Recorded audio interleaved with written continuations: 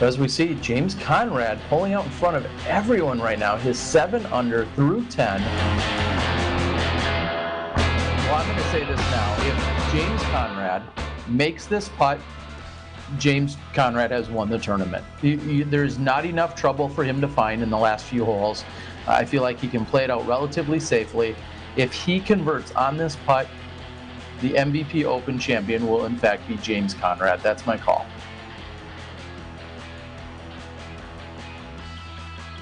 The door is wide open here. Paul McBeth could potentially pick up 2 strokes on James Conrad if he converts this putt.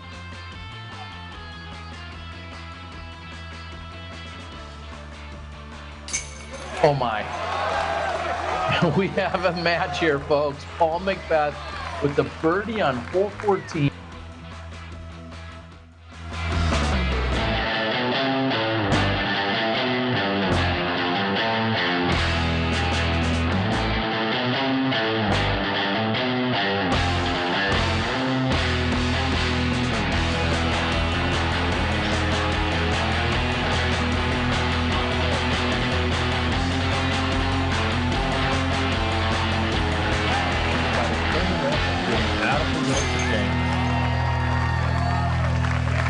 Now listen to this crowd going nuts.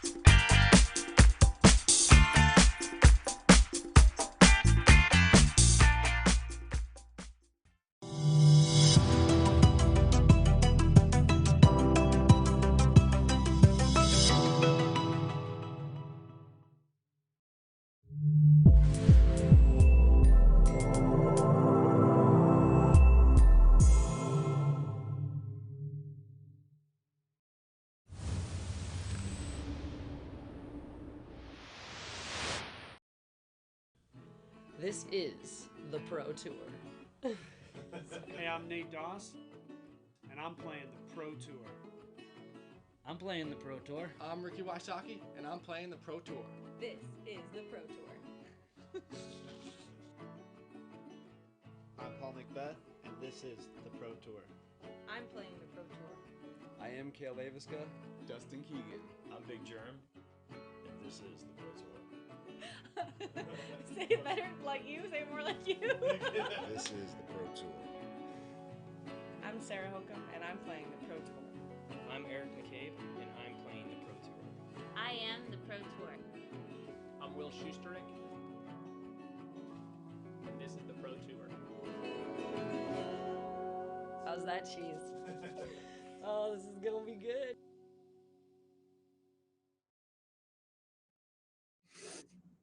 Hello, everybody, and welcome to the second round of the MVP Open at Maple Hill. I'm Valarie Jenkins, joined with my expert commentator this afternoon, Nate Doss.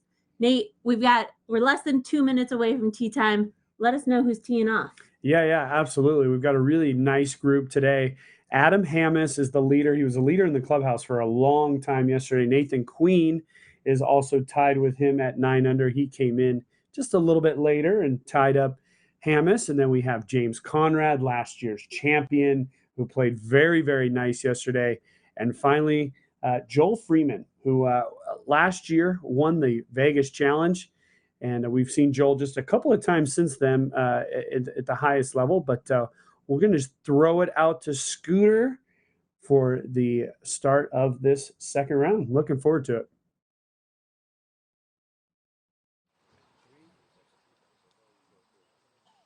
Gentlemen, we are live on the tee with our 3:30 group, the lead card at the MVP Open. Up first from Stevens Point, Wisconsin, Adam Hammis.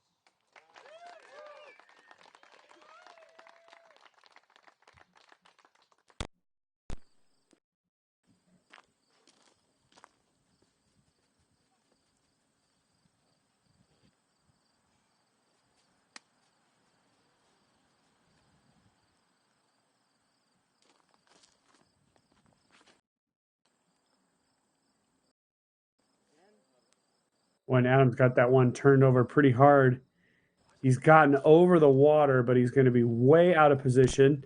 He'll be left to just play this hole for par at this point. Hole 1 yesterday played as one of the most difficult holes of the entire round. It's a super tough hole. Just the green is so difficult.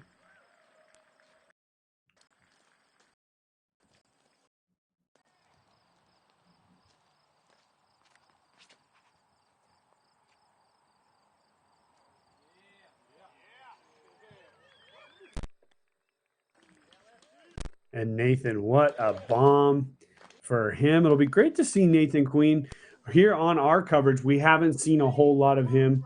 We saw him yesterday in a post-round interview, feeling very relaxed. And here we have 2018 Maple Hill champion, James Conrad. Still reigning champion. Absolutely. Nobody has been crowned for this year, and James is shooting hot enough that he's looking to claim that title again this year. Yeah, James has been on a great run as of late, all the way back to the World Championships, where he played really, really well. This is much better than yesterday, getting all of the distance, and he's going to have a good angle. It'll all depend really on where he landed, if there's a tree in his way or if he has an open shot. And here's Joel Freeman.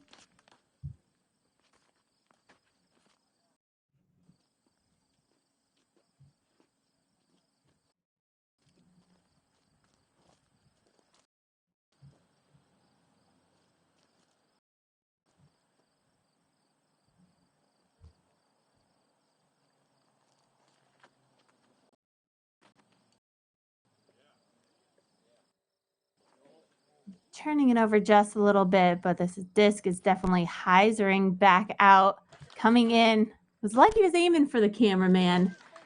But we're going to throw it to Terry Miller on the first tee. Get this started off right. There we go. All right, welcome everyone. As you just watched the tee off here, we're of course kicking off round number 2. Plenty of excitement taking place out here at the Maple Hill Gold Course. Talked to Nathan Queen just before the round. He said he's excited, he's pumped, he's ready to go. He's got Callie McMorrin on the bag. She's maybe just as excited, if not more excited, out there to be out there taking in all the action. I also saw Joel Freeman. He said he's ready to go. He said it's Saturday. We're at Maple Hill, lead card, cameras, gallery. What more could you ask for? So he is in his element. He's ready to go. I heard him say he's got 2 notes or tips for his caddy who's on the bag for him. He said, stay close and don't give me any advice unless I ask for it. And he said, and I may ask for some, but otherwise I've got it under control. So pretty exciting to see Joel. And then also you saw the drive by Adam Hammis. Maybe a little too much excitement. Maybe he's amped up and ready to go. Turn that first shot over. He still made it into the clearing. He should be able to get up and down from there. And then, wow, what can you say about James Conrad? Just ripping his drive all the way out there. He's going to have one of the farthest drives we've ever seen on this hole, trying to hopefully make that birdie opportunity look relatively easy to open things up. So we've got 75 degrees. It's as warm as it's going to get today. From here, it's just going to cool off a few degrees. A few clouds in the skies here this afternoon, and we're ready for some great disc golf. So Nate, Val, and everyone in the booth, along with the supporters and sponsors, I'm going to send it back to you guys. We'll check in probably around hole 5. Enjoy the show. Thanks, Terry. It's great to see what's going on actually on the course live and in action. So it's awesome to hear Terry's insight and hearing from the players as they're getting going in this very exciting and maybe a little bit nervous second round. Call it moving day. There's only 3 rounds of this tournament this weekend. So today there's a lot of pressure on this one. You want to put yourself in a good position leading into Championship Sunday. I love the little statement as talking to a caddy and kind of lining the caddy up. Stay close, don't say a thing. I mean, that's exactly what we would say to a caddy. Yeah, it really is. One thing that I am kind of been thinking about as we saw this group go down the fairway and walk away, there's a decent gallery. The one thing about this lead group is there's really no elder statesman. I would say probably James Conrad is probably the most biggest veteran of these types of situations. Right. Joel has a big win. Hammis has been in some tight situations before, and personally, we haven't seen Nathan Queen play in this position. So it can always be interesting because they're not playing with Macbeth, and really Macbeth is that type of person right now, or a Wysocki, somebody like that. I think there might be a nice calming kind of feeling in the group a little bit. But we'll see. There might be some big roars coming from other areas on the course too, from these boys that are just behind them. That's really interesting to think about too, because when you have somebody like that is just a strong personality, that has all that experience and maybe a lot of championship wins underneath their belt, players might look up to him, might look up to that player to set the tempo. But right now, it's anybody's game. And Nathan Queen stepping up to that shot, pinning it.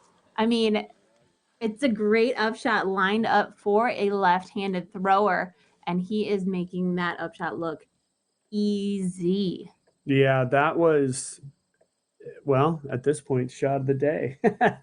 That was beautiful. Honestly, today it is playing the 6th most difficult at a half stroke over par. So for Nathan Queen to be able to do that, he's gaining a half stroke on the entire field, and it's a drop in. So, nice start for our co-leader here in this position. And with Adam way out of position, that'll be probably the new leader. And really sets up so well for a left-handed shot or a sidearm. The basket sits to the right on this green. Once you get it through those field goal posts, let's see how this finishes up. Oh, off the top of the wall. I really liked Joel's commitment. He fully committed to that sidearm, played the entire S curve and got a little fortunate there at the end. But yeah, wow, what a shot.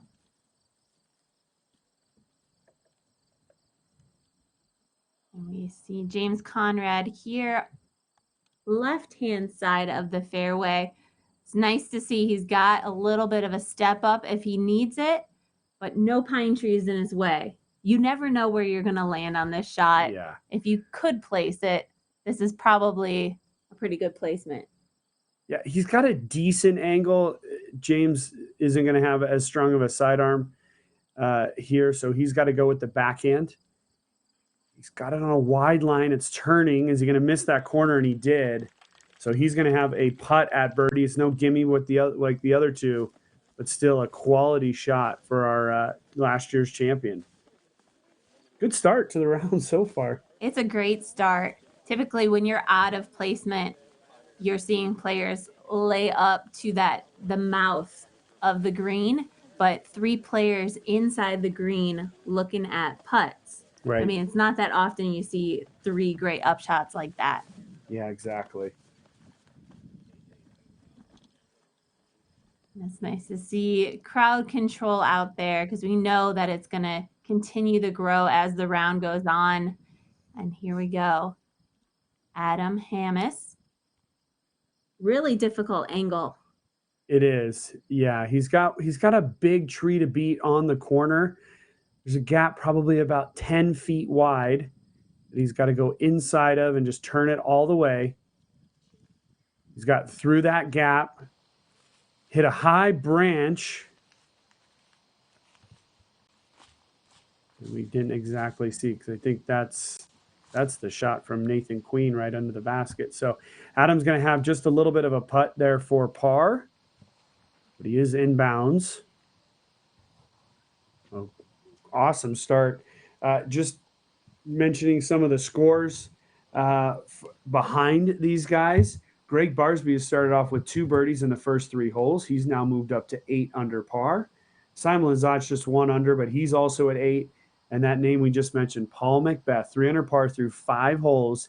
He is now 8 under par as well. So the names are stacking up right behind this lead card.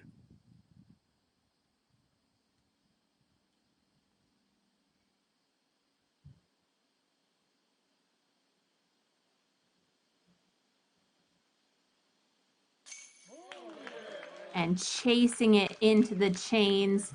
Beautiful putt there for James Conrad. He'll put a birdie on his card for hole 1. Let's see if the 3 other competitors can follow up. Yeah, I think James is a fairly underrated putter, especially when you compare him to the likes of Macbeth and Wysocki. But James has an incredible jump putt. He really uses that length of his body to just fully extend. And when it gets online, he knows it's going down. And there's a solid putt from Hammis. But yeah, Conrad is right up there with some of the best putters in the game right now. And it's one of the reasons why we see him so far up on these leaderboards week after week.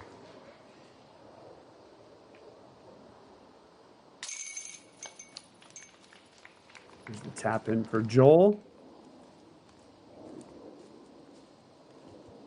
A little bit of technical issues we're working through here on the green here, but that's 3 birdies and 1 par, and we're going to go up to hole 2 now with 350 feet. It's straight away, really not much as far as a turn in this situation, but really here's where it gets difficult.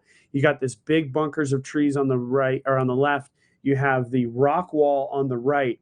We saw, really the way I've seen it played for the most part is either a hyzer flip or a slow turning disc that doesn't do much S-ing back, like getting a full flight out of the disc. But yesterday we saw James Conrad go with an overstable driver that he released turning, and it came back straight, and he was able to get his birdie on this second hole. So 350 feet dead straight away, but ultimately some danger here and there lies on this second hole. Yeah, second hole just gets you going. The first hole, you want to birdie it. So it gets you off to a good step. But the second hole is a must get for these players. They all need to be putting on this basket. I mean, with players like who you just mentioned on the second and third card, just right behind them, you need to attack this course at every chance you have. And we were talking about momentum. We were talking about how nobody necessarily has the advantage of being that experienced player, but you've got to keep pushing forward. I think that might be a disadvantage to this group where they're not striving to execute every single shot. As we know, Simon Lazat is, Barsby is, Paul McBeth, that kind of pressure can also elevate the group to shoot better. So Absolutely. we need these guys to just pedal to the metal at this point. Yeah, no doubt, because you figure at the end of the day, the leader is going to be probably somewhere in that 17, 18 to 20 range. Oh, and Queen's got this on a beautiful line. It'll be nice to have a lefty just for that different perspective. And this course is always sort of played fairly even, sidearm and backhand for the right-handed players. So it'll be interesting to see how much it does actually favor a lefty or not favor a lefty. Yeah, I notice we're saying we talk a lot about the flip up shots. So it will be interesting to see the lines that Nathan is choosing out there. And 2 longer drives in a row have been basically pinned. So James going with that overstable disc yet again. Oh, and hitting the only tree on the right side that comes into play, but kicking inbounds. So favorable kick there for James.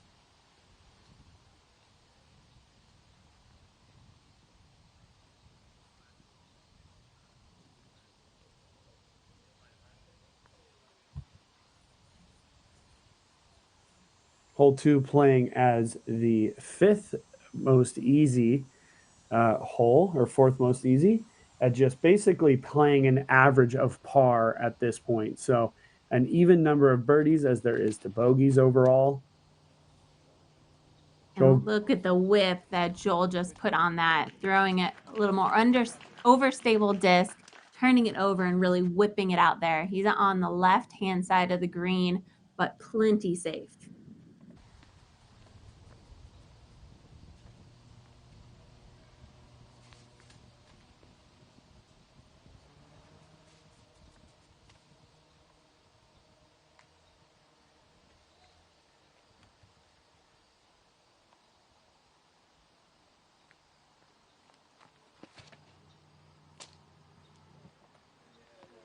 Adam's a big, lanky kid, able to whip it out there. He's going to get around that main bunker and be on that left side with Joel as well. We'll take a short break and see you on the green.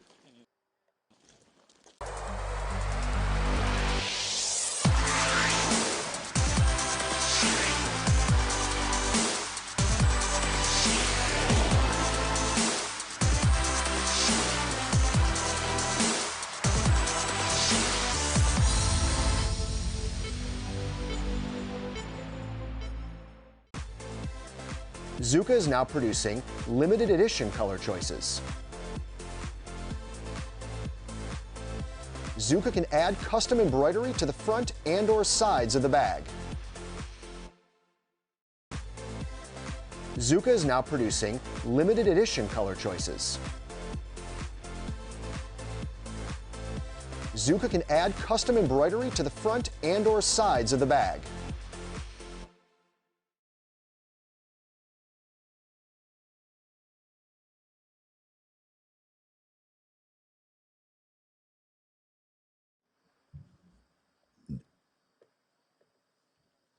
And back with James Conrad. Got a little bit of an upshot, not a chance at birdieing this, but just wants to pin it under the basket for an easy drop in. Turning it over a little bit, but maybe just trying to show off for the crowd. Bounces off the rock wall and back left right underneath the basket. Yeah, the way he was lining up, I think in his mind, he's thinking, give this a little bit of a baby run. And yeah, that just the disc started turning over immediately. But safe as can be at this point. No real worries. All right. Do you think we're gonna confuse these two out on the course today? I mean, wearing basically the same outfits, nearly basic. Throwing in the same spot. Yeah, exactly. Throwing in the same spot. So I'm just gonna apologize in advance. Yeah, I think Joel is a Team Innova member. He might have the big wing on his back, and then Hamas is Discraft, so that might be the only way we can really tell them apart. But maybe we'll try to use that if we can. Just outside the circle for Hamas. Slightly downhill.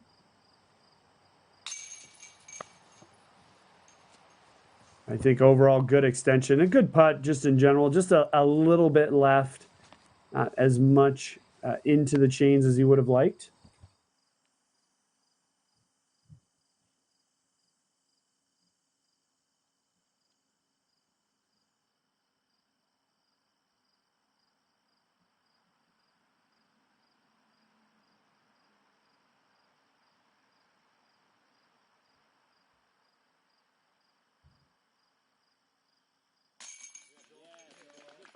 And lofting it in there for his birdie. It's going to take me a little bit to get used to how long Joel stands up over that putt, but nonetheless, I was solid high in the chains, just very deliberate. And Queen with a tap in. Nathan Queen is in the lead. He's going to throw another birdie on his scorecard, but I think momentum is in his favor right now. He is looking and seemingly feeling the most confident of this group, but we're only on hole 2. So heading over to hole 3. Yeah, here we are, hole 3, 410 feet. This is when the scramble has to start right here, because if you get off these fairways, you're all of a sudden put in a position to play a completely different hole. But 410 feet, it plays uphill, and it's really just a big, full S shot with really about a mid-speed disc. These players aren't going to be throwing their highest speed discs. It's going to be more of a fairway driver set out on a straight line with a little bit of bend to it. There's a couple of big guardian trees on the fairway that you just have to work your way around up to a pin that's on what I would call sort of a dome top of this hill. It kind of slopes slowly and then eventually steeply down all the way around hole 3 here. So very exciting hole. It's gettable by our players, but also there is a lot of danger looming if you get off of the fairway.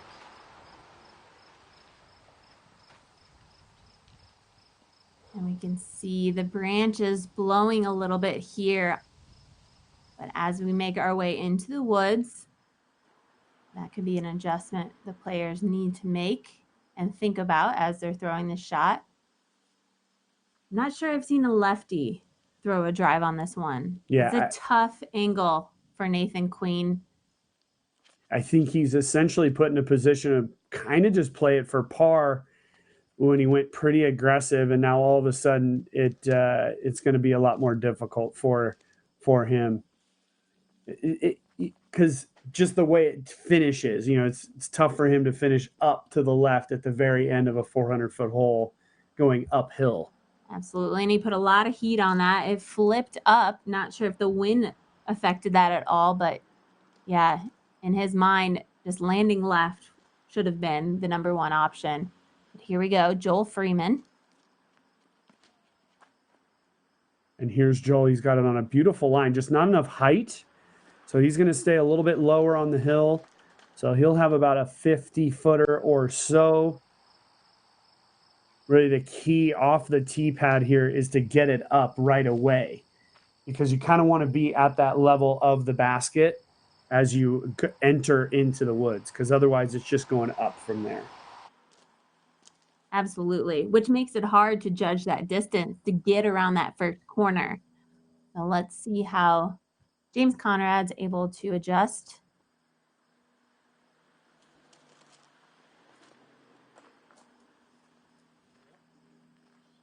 And a little bit more of a low shot, but gets a huge skip. There was a lot more energy still left in the spin of that disc, and you can see he's just outside the 10-meter circle.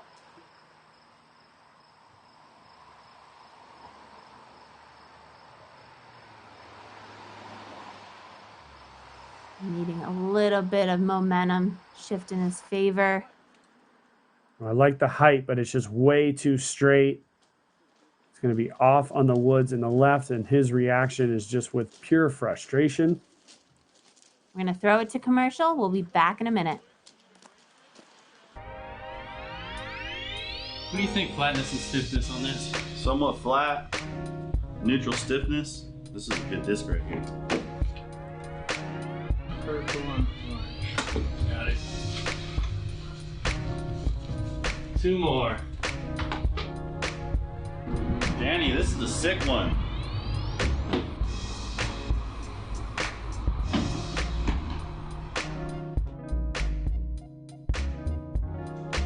Dude, I gotta get through all these today. Cheers to a good day, gentlemen. Cheers. Ooh, Yeah, that's good. It's a hard day. That's great.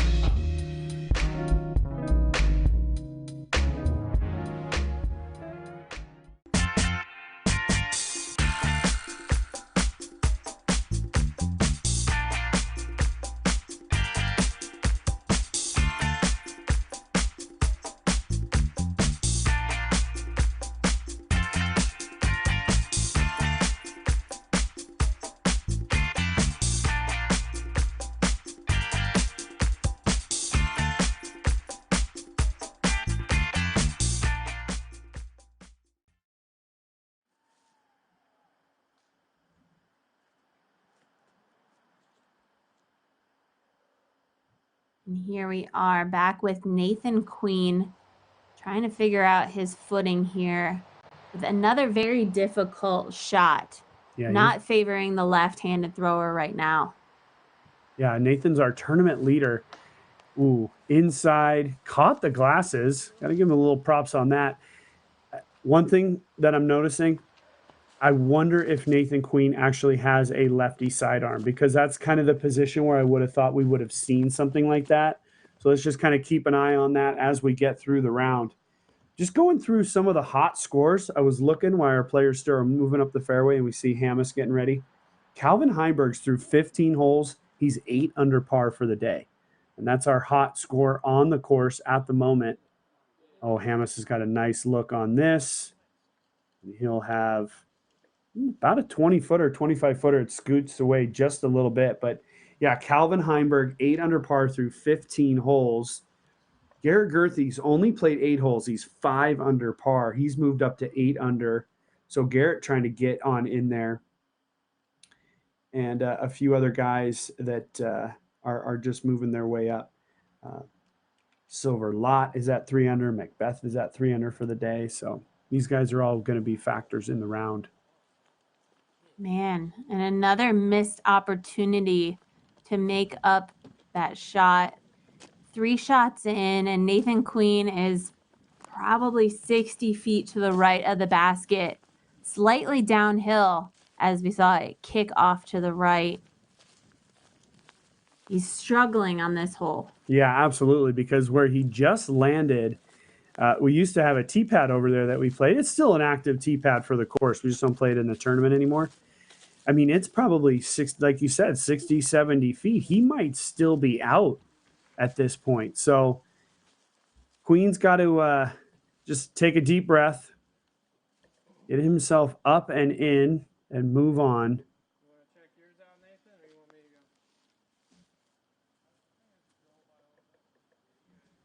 Determining who is actually out between Nathan and Joel here.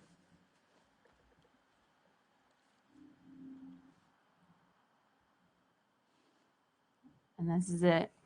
Always such a great view from behind the player to actually show how far of a putt this is actually going to be. He is lining up and eyes on the prize.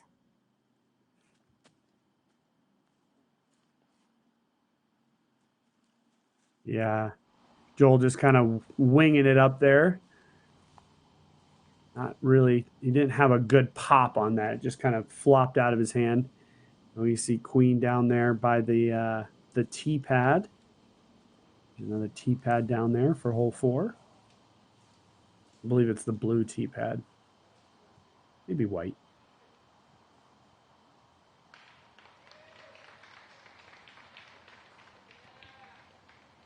And there's some of those cheers I'm talking about coming from other holes. We got Macbeth making a run. Ooh, Queen gave that a little bit of run. It was at the right height. Just off to the right.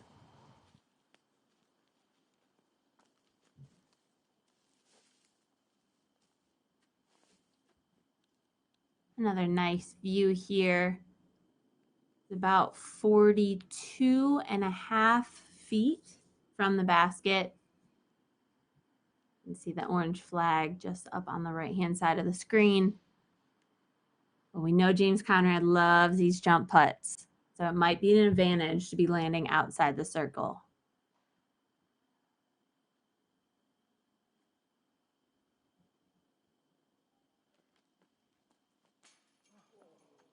Oh, and he thought he had it. Just bouncing off that top side rim on the right side. It's one of those things, too, where basically his jump putt, the way it is, it just kind of takes him right up to the pin. And he's got such big strides. He's almost halfway there. Ooh, and Adam able to just pop that one in there. He's had to make 2 good-sized putts on 1 and 3 and missing that birdie putt on 2. If he can get through these first few holes and maybe pick up a birdie or 2, maybe he'll start to relax just a bit, and maybe he can finish strong or have a good day, not too much of a nervous day, kind of break through those early nerves.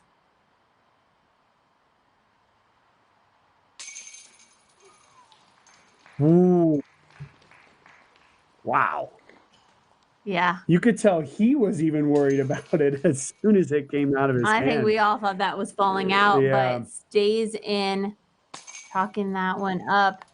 Nathan Queen takes a 5 on that one, levels the playing field with the rest of his card mates, and we are on to hole 4. Yep, and here we are on hole 4, 250 feet straight downhill. And at this point, there's a new Mando, so you have to go straight up the gut. See that log right there that we just passed? You want to just land just past it and to the right and let gravity do the rest of the work. It's going to trickle you right down to the basket. You said yesterday, Val, kind of like a day law hole. It really is. I never even thought about that while I was playing it. But now that we're here in the booth, it's a very day law hole, and just playing it, allowing the gravity to take it down is really what's going to help you park it. It is similar to the hole that you actually call gravity at Yeah, De La, yeah. which is another funny thing. Comparison, yeah. With Queen just taking that double bogey, it moves Greg Barsby into a tie for second, as well as Simon Lizotte and as well as Paul Macbeth. So all of a sudden, all the big fish are circling. They're circling this guy right here, actually, Joel Freeman, who is now our leader. He looks away, it still clicks and clacks, and now is rolling closer to the pin. Oh, and it gets over that log and over that, and now it sits. He's going to have a birdie opportunity. Yeah, Gravity. And a way more open putt than originally when it landed.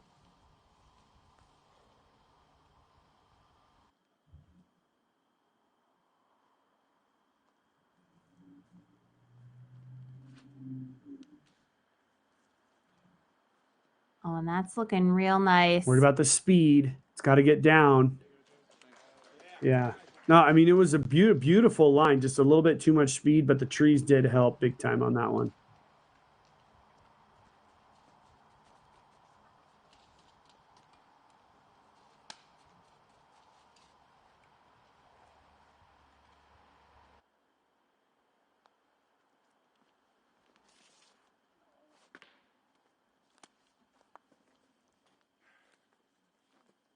Yes. Early hit there. I find it interesting that these guys are doing a little bit of a step. I mean, they're so long and they have long, lanky arms. It's just a little putter toss. So I like that Nathan Queen is dialing it back, doing a standstill. Another nice shot scooting its way down the fairway. We're going to catch up with these players in just a minute.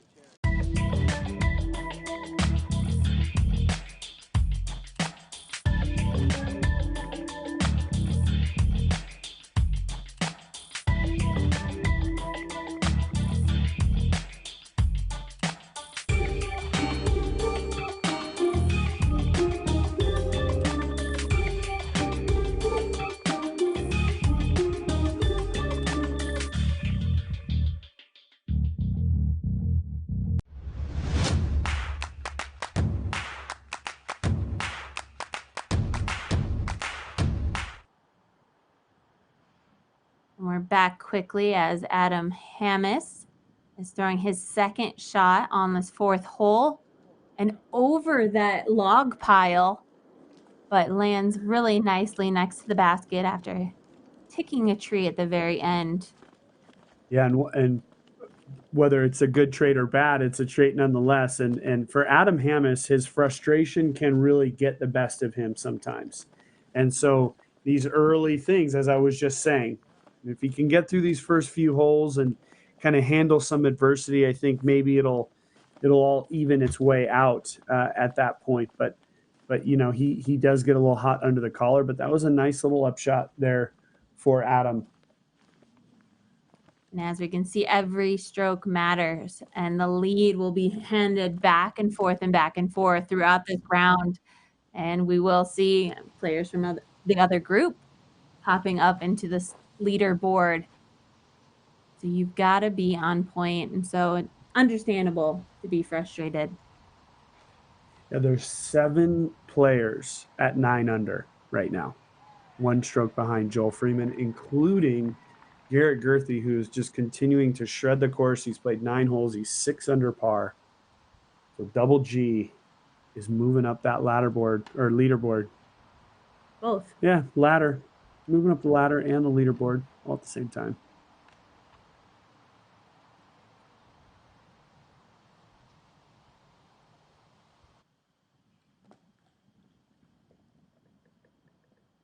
Ooh. And at that point, he's got to run for it. Lands himself about 17 feet just past the basket. A little bit of a tester back looking at the gallery. And here is where that little bit of a nice lucky roll for Joel Freeman off of his drive.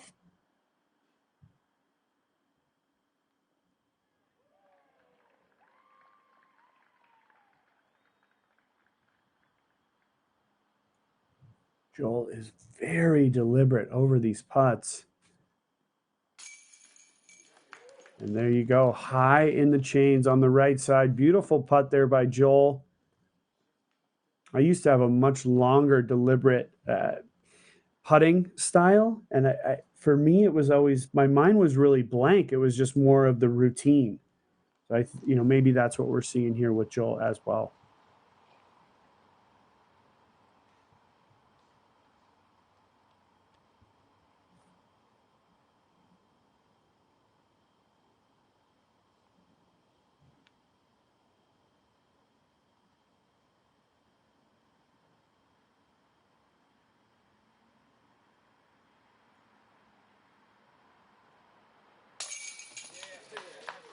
Right in the heart of the chains. I was just thinking for a second, I mean, where the camera is placed right now, I mean, we're like the eyes of the crowd. We're in the spectator crowd right now, witnessing this. As we see Nathan Queen, possibly a little distracted. I think it was because Nate was moving here in the booth. Probably saw him, but saves his par. And we have a tap in there for Hammis. So yeah, we played 4 holes here. Let's take a look at 5 over the water, 285 feet. It's kind of what you see is what you get. You got a little bit of a gap to get out of, but ultimately it's all, are you going to go backhand or are you going to go sidearm? And really that's the big question for our players, but there's always a lot of nerves on this one. No matter how good you're playing, when that disc lands in bounds, you feel very, very comfortable. We would be talking a little bit more about this hole if there was more wind to be had. But as it stands right now, the breeze is just light and variable. And so it's really just about committing to your line, knowing from practice what your disc is going to do, and just execution.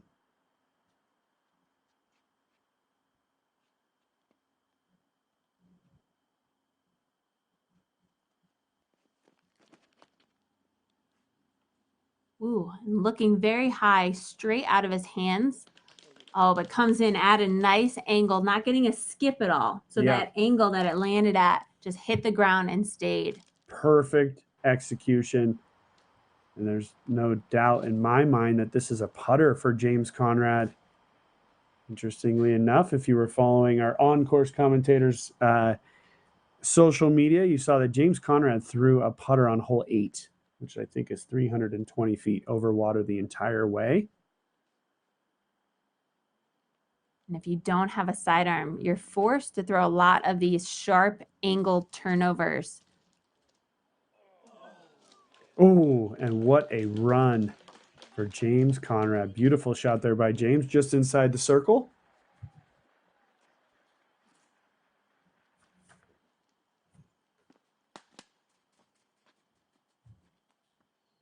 This is a very important shot for Hammes. Keep it inbounds, get it close, make a putt, get yourself going.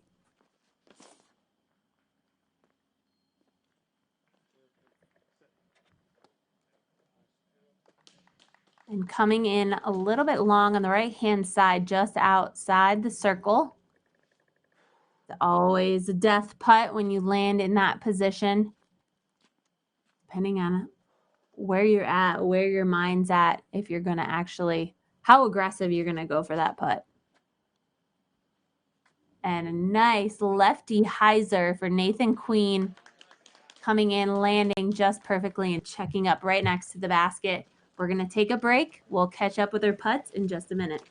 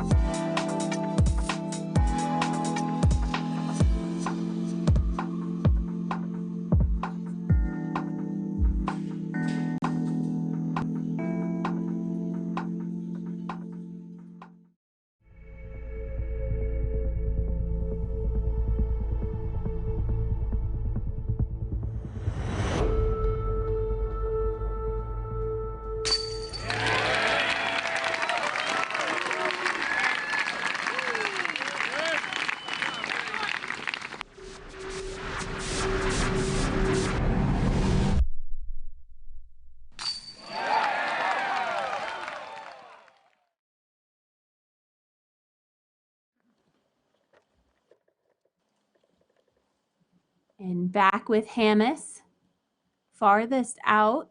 So first up to putt, and take a look at what he's faced with here.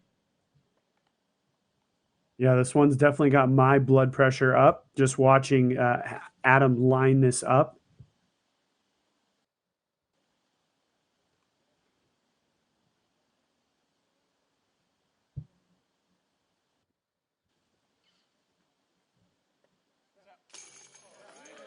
Ooh, and Hammes able to just creep it up and over that rim. Ooh, there you go. That's a big putt for Adam. And a big confidence boost at that. Putting the pressure on James Conrad to do just the same.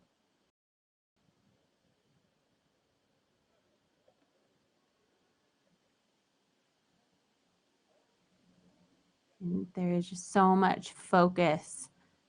All about that extension toward the chains. That's all he's looking at right now.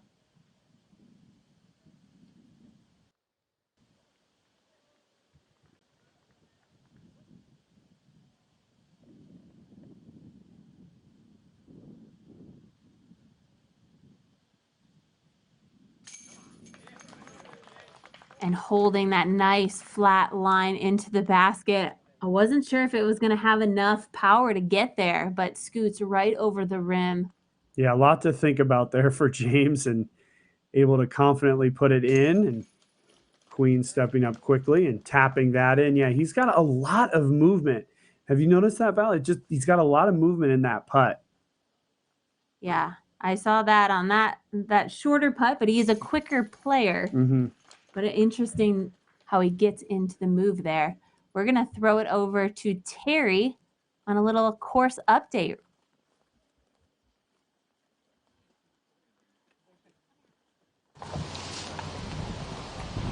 All right, welcome back, everyone. We just completed the star frame here on hole number 5. A couple interesting things as they were just walking down the fairway. James Conrad said that yesterday he was telling someone that he's never not hit the island, as in he's never had to go to the drop zone.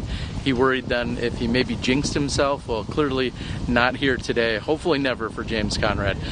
Nathan Queen was saying something of the same too, that he didn't even know there was a drop zone on this hole.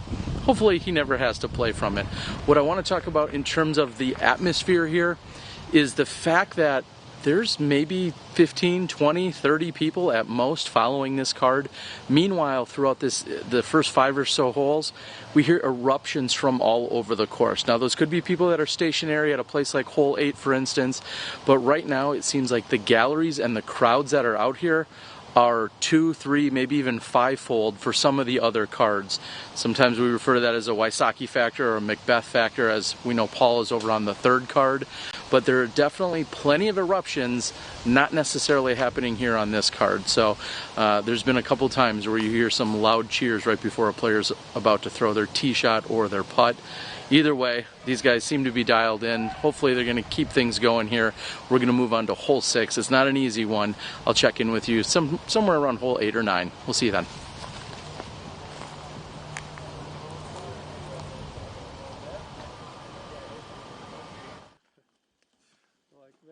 And thank you, Terry, for that update. We are now back with the lead card on hole 6.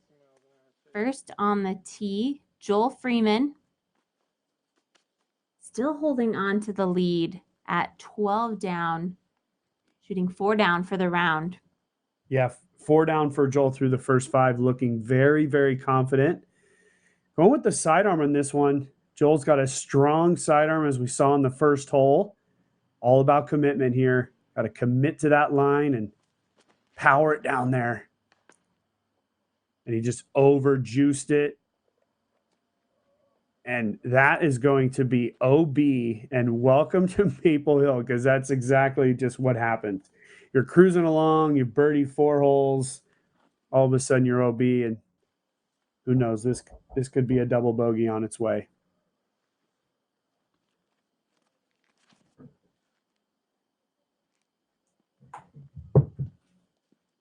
While James is lining up here, I would say it's interesting to hear Terry mention exactly what we were talking about, in the fact that those groups, those big galleries, have worked their way up to those other groups, those Macbeth and Wysocki groups. But in this case, I think it's just purely Macbeth.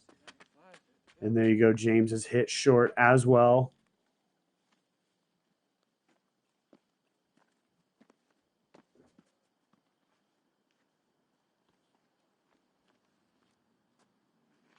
I almost think in a way I feel like it's an advantage to be in slightly more anonymity back here while you're fighting for the lead and playing against these these names that all the crowd wants to see and all those things.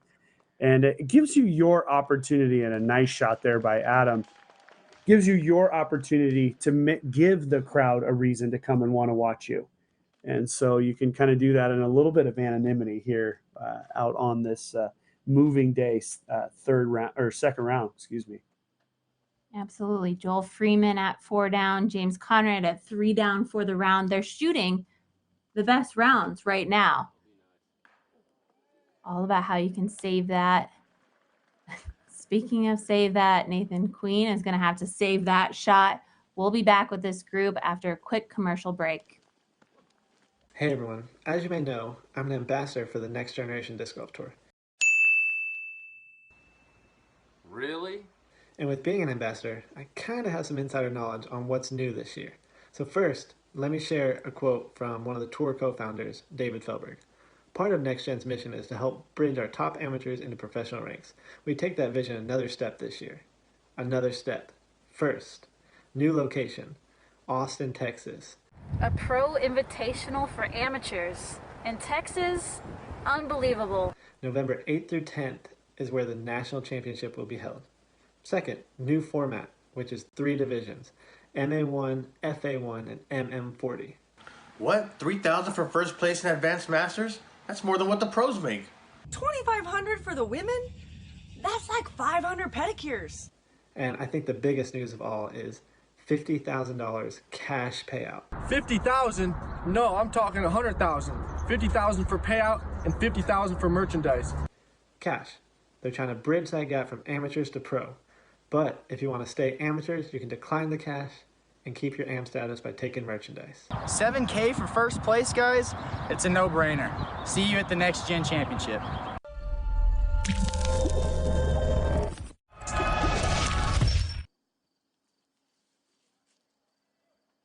Here we go. Back just in time to catch Nathan Queen throwing his second shot. A really risky second shot, but forced to throw and toss it back into the middle of the fairway. He'll be looking at a bogey at best. Yeah. Jinx. But everybody Jinx count. is on just not on the fairway. We've got James Conrad here on the left-hand side. And knowing that he doesn't have a sidearm, this is a really tough angle for his backhand. Yeah, I mean, with Hamas is right now just sitting back. He's probably not going to throw here for another 4 or 5 minutes while these guys sort of try to figure things out. Joel Freeman has gone out of bounds. This is a super testy shot. It looks like James is going to go full out at it. And I like that line. Oh, my goodness. Takes a late kick, but what an incredible shot by James Conrad. That was amazing. Yeah, he threw a really understable disc at a lot of hyzer and just tried to work that angle, which he did actually as best as he could pretty much from that position. Isn't that incredible? That just speaks to how much control and how much confidence he has in that disc. He's throwing an understable disc, knowing that the rock wall is right there on the right-hand side. Farther you fly down the fairway and the closer you get to the green, the more it creeps in. So just he committed to that angle so intently and scooted his way up near the basket. He'll be right there with an opportunity to save par. Absolutely, and we're now seeing our tournament leader, Joel Freeman. I was gonna be curious where they gave him the mark, just because he hit really early and kind of worked his way through, and so I think the mark is key here, in the sense that we're gonna see if he's gonna be able to save his bogey, if he's able to get up and down from here, or if double bogey is coming into play at this point.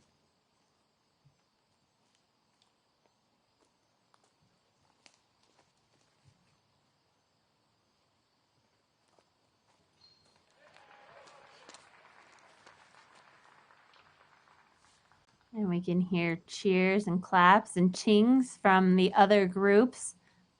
Yeah, probably just across the lake on hole 8 is probably where that's coming from.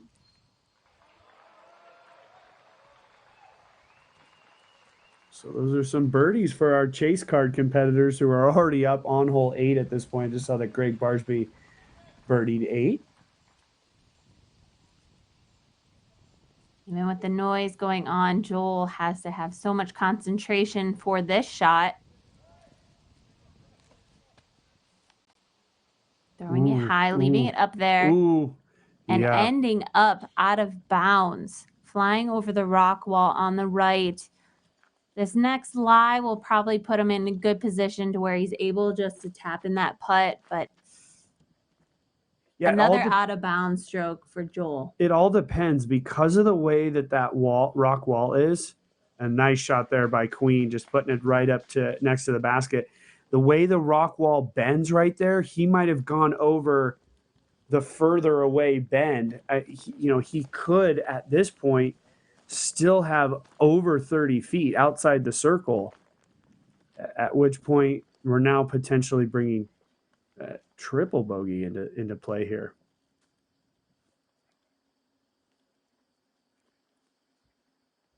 And look at all the cameras behind Adam Hamas.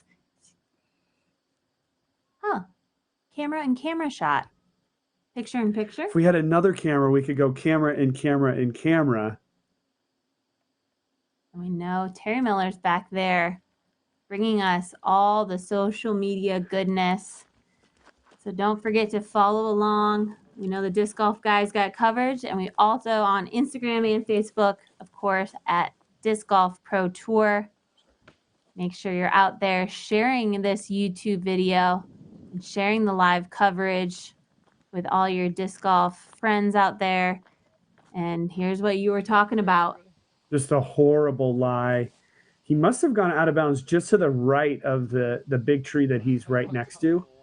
I mean, this is just a bad lie. He's going to now stretch out. He's got about 42.5 feet left.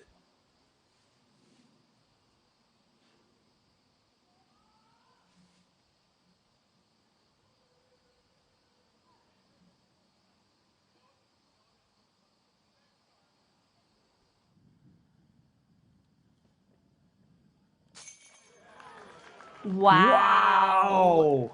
Let's get a Zuka Roll replay that if we replay. can. Roll it. I mean, this is incredible. High in the chains. And that is for double bogey, right? I mean, double bogey. Just incredible. He's going to lose the lead, but he just saved a stroke, and that was a big stroke at that. And to know that you can make those shots, you know, even though he's carding a 5 on this hole, his confidence is still there. He knows he can recover just as good as anybody out there on the course. So a little chink in the armor drops him down to tied for second, which bumps up an opportunity for James Conrad. The door is open.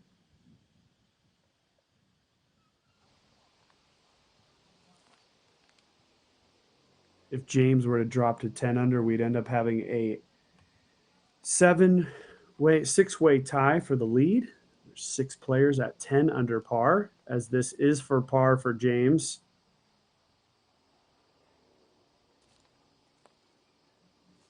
Yeah, Val, look at him just moving around. He just can't find a comfortable footing placement so that he feels as this he can execute his normal putt.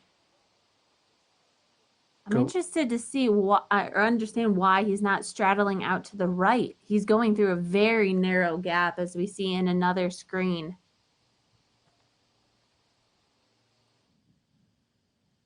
Yeah, you can see that gap. His disc is going to come through. Ooh. Yeah. You know, it's so tough, you know, to be here in the booth, and why didn't he stretch out? He's got such long legs. You thought, you know, he probably would, you know. So Hamas is a little bit long here. And boy, this featured lead card is having a very difficult time with hole 6, except for Adam Hamas, who is able to tap in the par. Wow. Scorecard looking pretty clean, but needs a few more birdies to keep him in the game.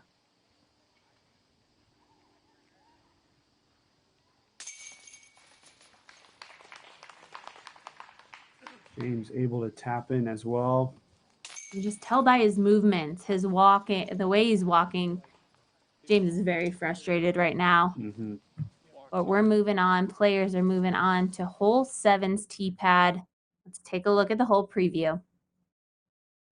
And just like that, we are on hole 7. We've played 6 holes, and we're 370 feet here on hole 7. It's up the road there, and really the big challenge here is really just the flight path.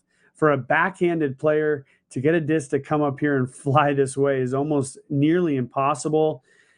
Really, a big sidearm or a left-handed player can potentially have an advantage here. But other than that, I mean, you're really just throwing up a road that's designed for a gator, not so much a car. Or an animal. Yeah, exactly. It's it's only about 10, 12 feet wide up the entire fairway. If you get caught off on the side, it can be very, very difficult. But what I was mentioning before I realized that we were doing the whole preview is that Garrett Gurthey is now our official leader. And there he is. He's played 11 holes. He's 8 under par. And Garrett is on one heck of a run. He's up 18 places. Incredible stuff. Amazing. Nice job. And if you're not already doing it, you better head over to UDisc Live, download the app, or log into it on your computer. You can see all the scores updating instantaneously. You can see what holes these players are on, what they're shooting. And we see Hamas just hitting on the left-hand side. He's going to have a lot of work to do up the fairway. Yeah, a little bit of ERP on that one, early release program. It really, you can tell immediately on this one, because it's only 10, 12 feet wide, you know if you've hit your line or not. You know why? Because the trees let you know, because you just hit them immediately. It's if you're off on your starting line, you're going to be in the woods, and it's a tough up and down.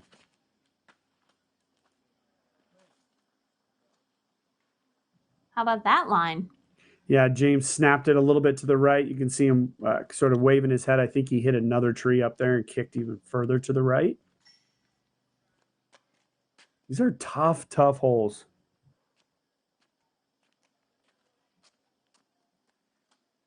This is another tight line for the left-handed thrower, Nathan Queen.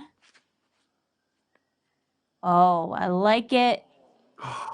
And I just jinxed him. Off to the right, he kicks.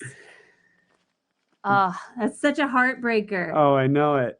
And you can't really judge the distance. You know, you can't tell how close you are to the tree, if it's going to flip up just that little bit too much, or if it's already past it. Don't know until you get that huge ricochet. Razor thin variables here. And boy, Queen was just so close to getting around it. And we'll see what Joel's got for us. Boy, a hard throw. He cut it on a beautiful line.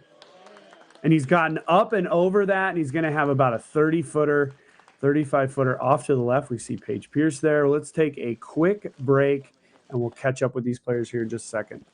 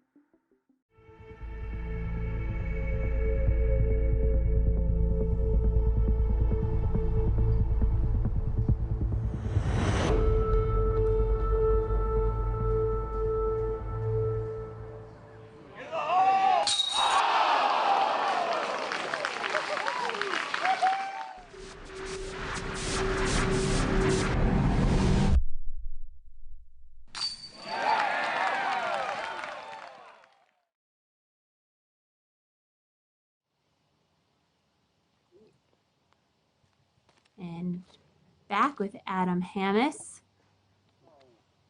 Oh, and trying to work a sidearm. I mean, that's a perfect flight pattern for that shot, but kicks him off to the right. Down, he's going to be down in this little bit of a valley on the right-hand side. But it's going to be a huge putt if he's even got one.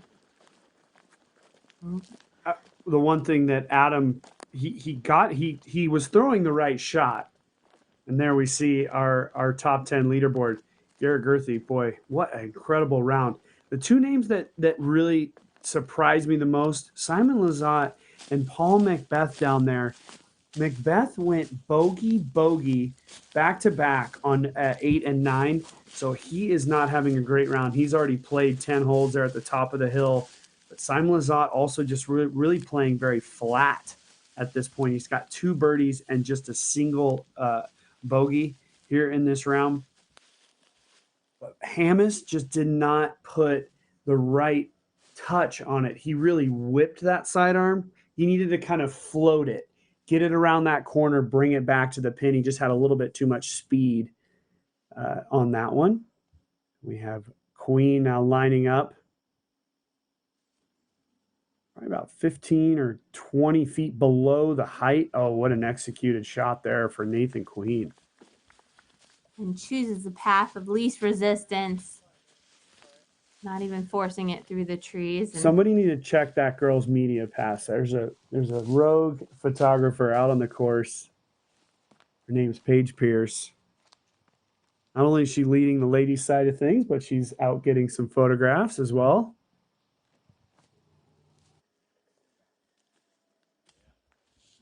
So that is shot number 3 for Hammes.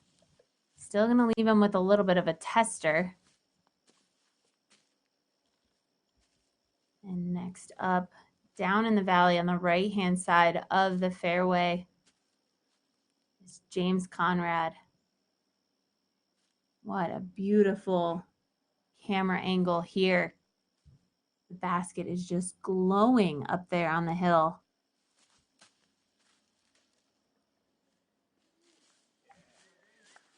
And really nice window that James Conrad had.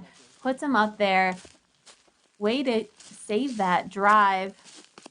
He's going to be there for his drop in 3. And essentially right behind our camera here is where Joel Freeman ended up. So we're going to see him sort of move back and around. Get your NASA test. And cameraman's realizing that there is a disc near his feet, and there is where Joel's drive ended up.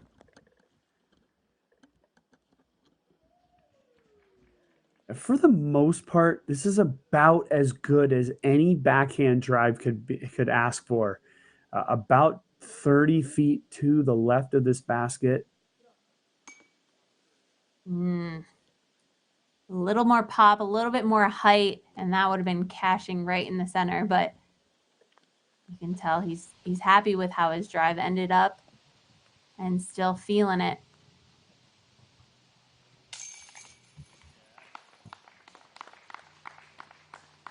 Hammes quickly stepping up. Dropping in his bogey. Nathan Queen for par.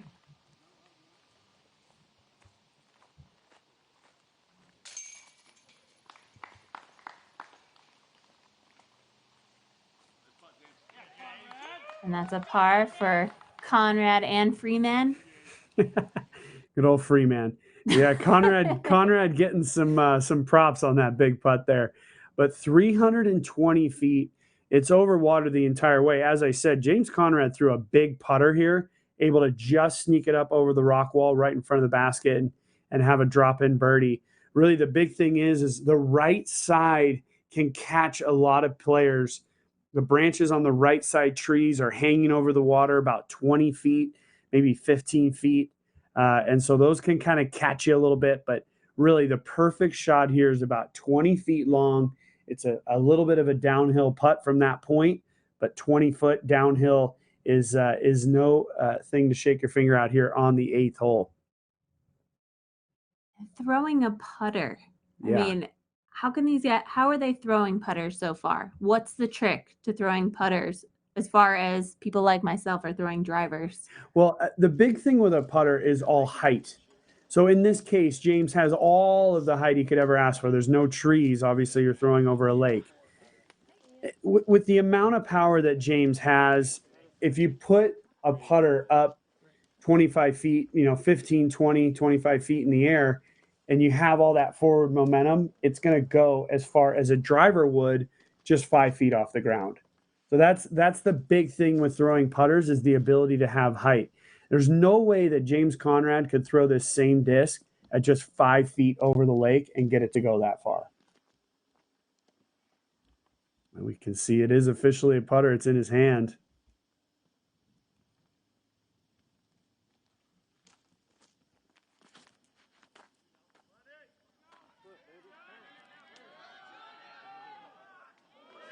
And that putter is just dialed in there. Nice, perfectly executed shot. Plenty of height, like you were just talking about, Nate. Yeah, absolutely. And what a crowd behind this eighth basket. Can guarantee as this group finishes up, they'll probably all start to migrate over to 14 and see that water shot, and then eventually make their way up to the 18th green to watch the players come in. Look at this view behind the players. Queen's got it snapped over just a bit. Is he going to get through? Oh, man, and he has made it inbounds the farthest point over there. Oh, my goodness.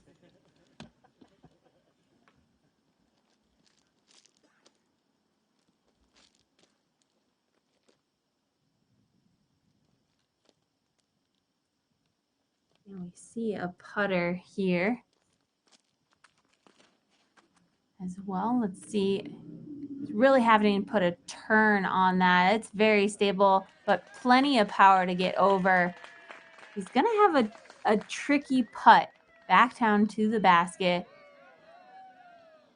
around circle's edge, and you can hear the crowd is fired up. They love seeing these shots coming in. And last on the box, Adam Hammis. Going with the sidearm. He's asking for it to go. We heard him say that. Oh, and he has gone OB. So he'll head to the drop zone, and we're going to take a quick break and meet up with Hammis on the drop zone. I can throw this disc around the world in one shot.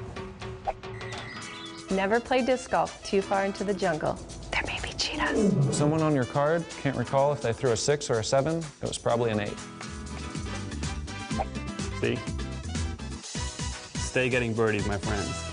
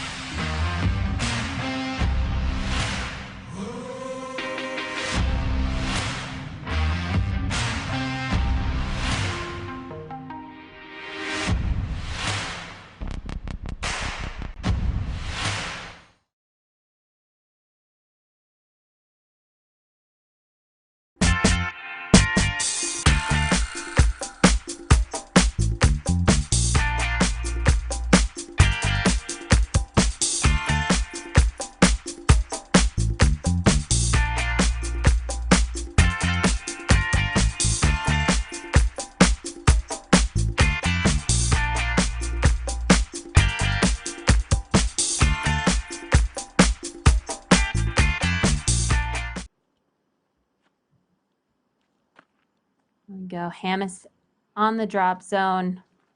Hat flying off. Throws his upshot under the basket. He's actually a little bit long. I mean, he went a substantial amount long, and if he's unable to tap that, I could see a cosmic explosion happening inside of Hammis's head. He's just really had a very off round to this point, and look at the crowd giving our competitors all that they deserve. How far is that for James Conrad? About 20 feet long? James, I think, is listening to the broadcast. It's right where I said to be. Now, James is in a perfect position. Nathan Queens at this point, this is a huge shot for him. I mean, he's still about 70 feet away.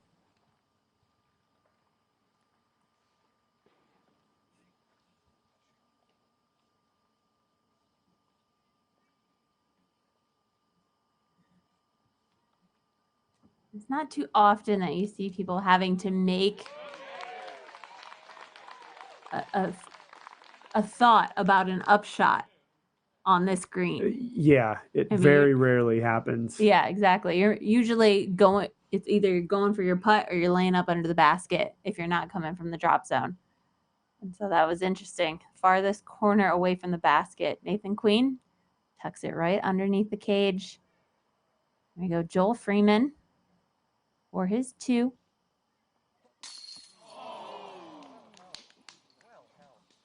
And that was a solid putt.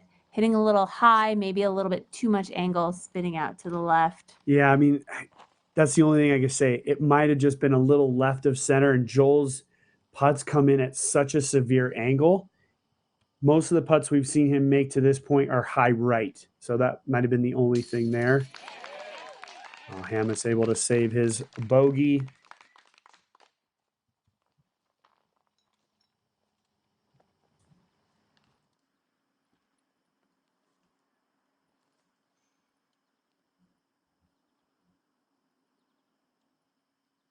A little bit of elevation down to the basket, and this basket's just sitting a little bit shorter than standard.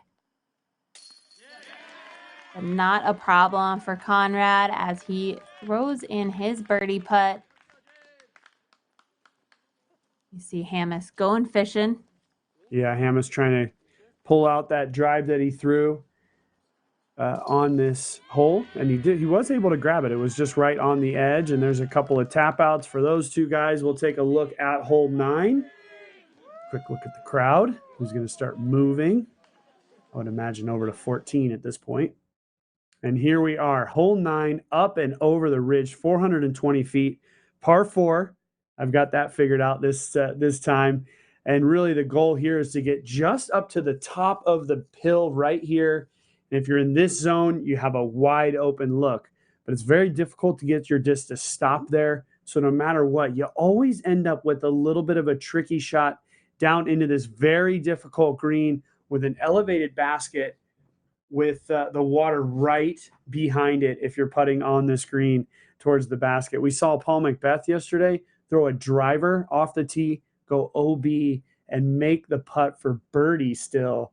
So all kinds of opportunities here on the 9th hole. Exactly, going OB off of your drive on the right-hand side. Typically, it does come into play if you throw a very straight shot. It's easy to go up and fly over the hill, and there is another pond on that back side. So we see Conrad with a putter, maybe a mid-range. Yeah, it looks like a rock. Slow down for a second. Yep, we got a mid-range. Could possibly be a rock if it's fine-tuned enough. Oh, and he's gone to the right. So he hit what I think is the big tree in the middle there, quick to the right. Oh, it is a wall of small trees over there.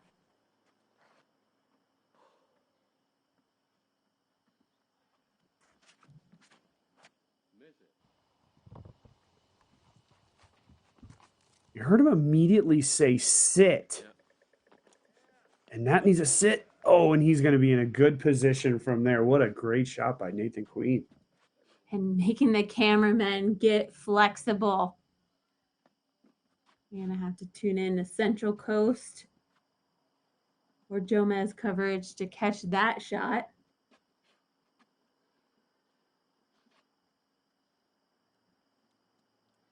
Joel Freeman going for sidearm shot. I think it's a good play as he's hoping it's going to finish off to the left-hand side. Hits the top of the tree. He's going to be at the top of the hill, having a good view down to the green. This is interesting. Over all the years, I've never seen this many players throw a sidearm here. We had a lefty and 2 sidearms. This is a lot. Typically, you probably wouldn't even see any. And Hamas hitting early and frustrated. Quick break. We'll catch up with them in just a second. What do you think, flatness and stiffness on this? Somewhat flat, neutral stiffness. This is a good disc right here. Purple and orange. Got it. 2 more. Danny, this is a sick one.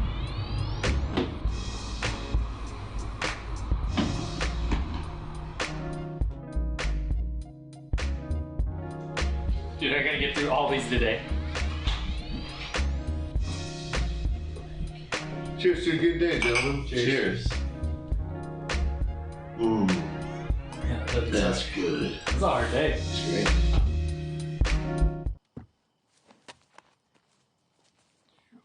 thank you to OTB and cheers. Hope you're all grabbing a beverage out of the fridge as we watch Adam Hammes throwing his second shot.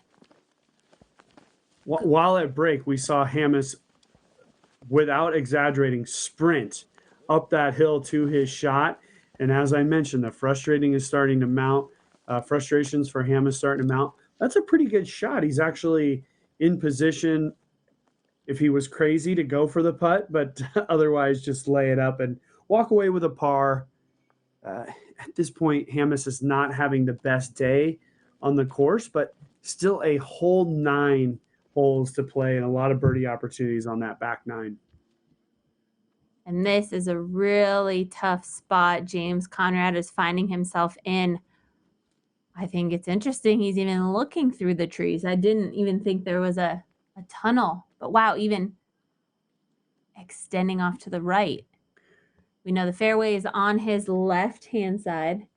Yeah, anytime I see a player look up, I'm always worried. Well, the first thing I saw James Conrad was look up. That's not a good thing. So he's thinking maybe I got to go up and over. And with the water down to the right and a whole stack of woods, this could be a very, very dangerous shot for our co-leader, James Conrad, at this point. Oh, excuse me. He's actually now 1 behind us. Girthy has birdied 12 as well on a 5 birdie run for Garrett Girthy. Oh, and this is just a dangerous shot. He needs to make sure he's getting enough height over this to get through the trees. And he came down right in the middle. Our camera just missed it as it was coming down. He's right down in the grass in the main part of the second half of the hole. And he should be able to get up and down from there for his par. But as I was mentioning right before James threw, Garrett Girthy having an incredible run. He's played 12 holes. He's 9 under par. And he just birdied the very difficult hole 12. It's easier to count the pars on Garrett Girthy's card right now. He's 3 pars. Everything else is blue. Everything else is a birdie. Absolutely. Not a great shot there by Joel Freeman. He just left himself on the very back corner of this green. That's going to be a death putt, if a putt at all.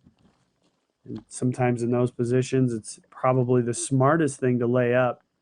It's got about a 45-footer with water directly behind the basket. It's a great drive from Nathan Queen. Puts himself level with the basket. And just a chip. And a beautiful chip at that, just carrying the rock wall nice and smoothly. Maybe a drop-in birdie for Nathan Queen. Absolutely. Yeah, and it couldn't come at a better time for Queen, who really has just sort of leveled off since he took that double bogey way back on hole 3. He's had just a birdie and a bogey and the rest pars. So we'll move him to 10 under par and still within reach of our leaders.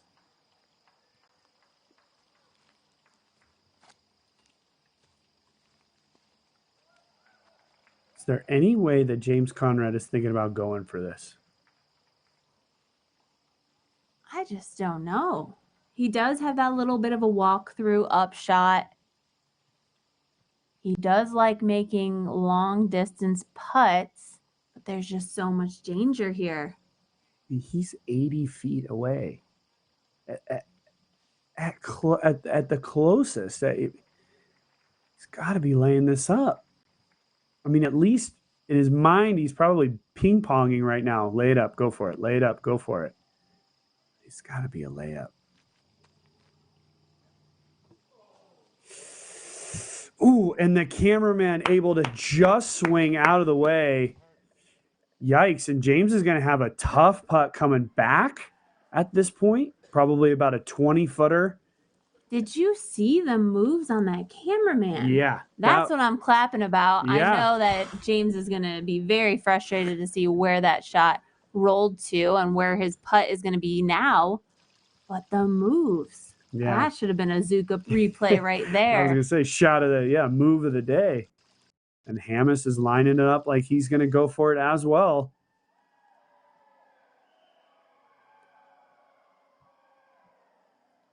As we hear some cheers just in the background, faint cheers still echoing through the stadium that is Maple Hill.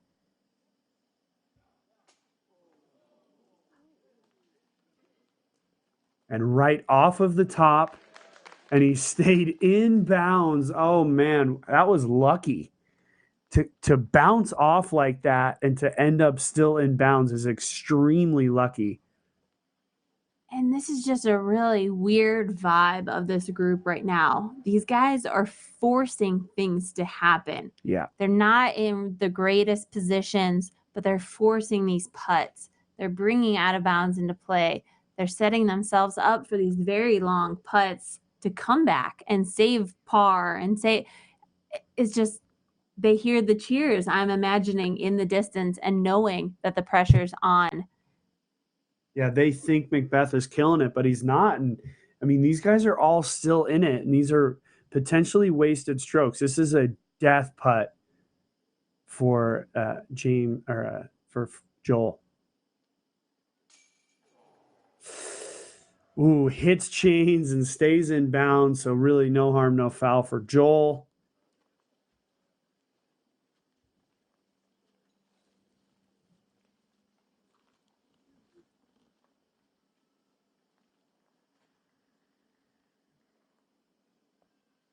And here we go.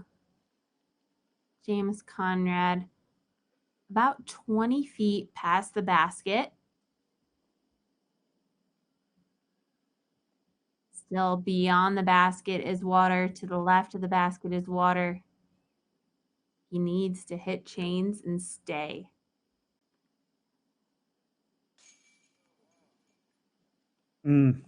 Yeah, that's a huge unforced error. I know James is a confident guy and he thinks he can make that comebacker, but that's just a stroke wasted right there. And it's tough. It's tough to see, you know. I mean, he didn't have to do that at all. So now Hamas is going to have he can stretch out pretty good here. So pretty standard little tap in. You just know James Conrad is so frustrated with his choices at this moment.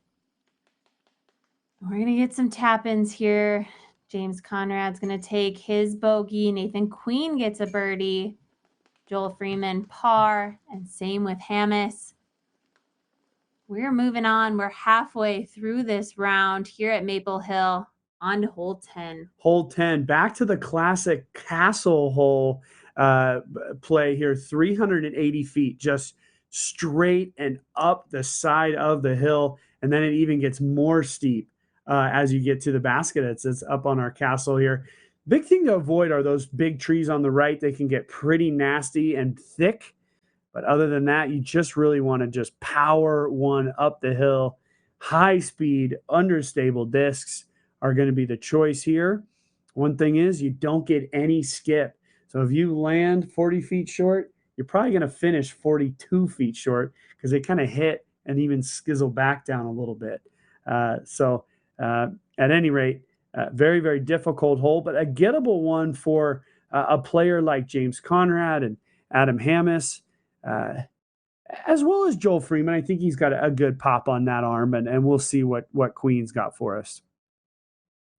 And shout out to Gatekeeper for the flyovers, allowing us to preview the hole before the players show us how it's actually done.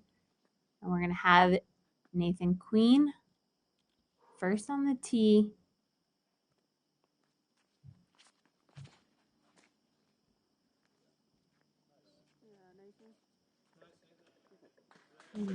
Nice flag, but very short. You can see the orange flag there at the 10-meter circle.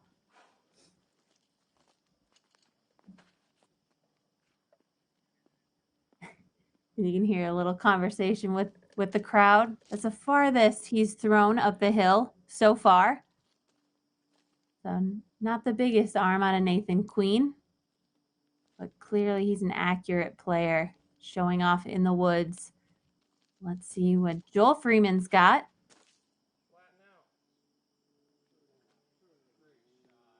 Joel's got it. He just didn't flip it enough to carry. I like the height, but it just didn't flip enough. He's going to have about a 38-foot putt up the hill, and he's in line with those castle mounds on top of the basket. So it's going to be a tough putt up and over for him. And this is one of those holes where it's better to land either left or right of the basket. It's going to give you a better advantage when you're putting to avoid that very steep elevation of the castle. Hamas able to take it up and over those big trees, but I think he lost a little bit of distance as he had way too much height on it. Now our longest thrower in the group, James Conrad. Again, hearing the screams and the roars from the crowds that are building. The group's just ahead of them. Let's see if James can make him go wild on this shot. Big booming run up, avoiding the trees on the right. And look at that inside the circle. Boom. Nice shot for James Conrad. Just as we thought. We'll take a quick break. Meet with him up the hill.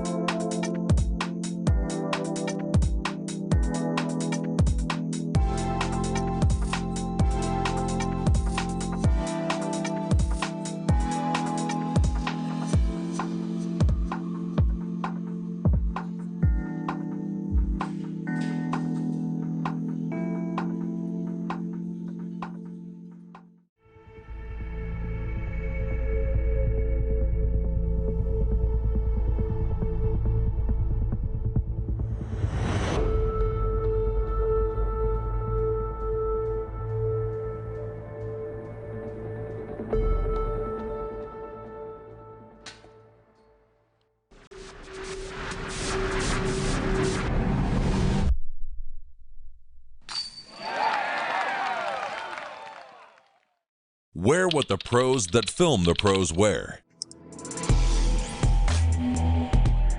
Savage Pro Tour apparel. Full body dye sub technology.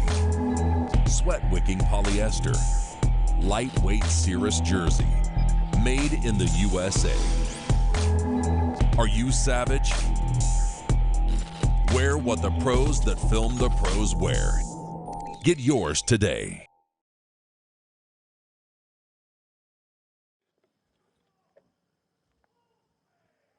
And we're back here on hole 10 with Nathan Queen for his uphill birdie putt. But as we come back on the air, we have to mention that that roar that we just heard, and what a great run by Queen.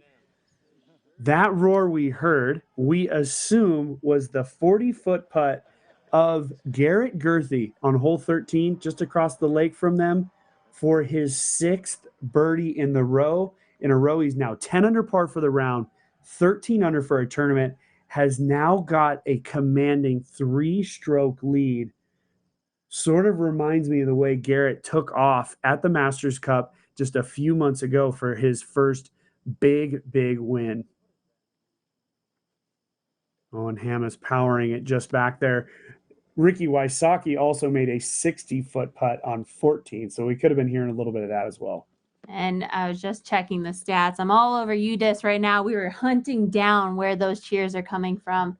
Ricky hit a 60-footer on 14, and we could have heard the 60-foot putt cheers from the putt he hit on hole 11 just a few holes earlier. So lots of action going on.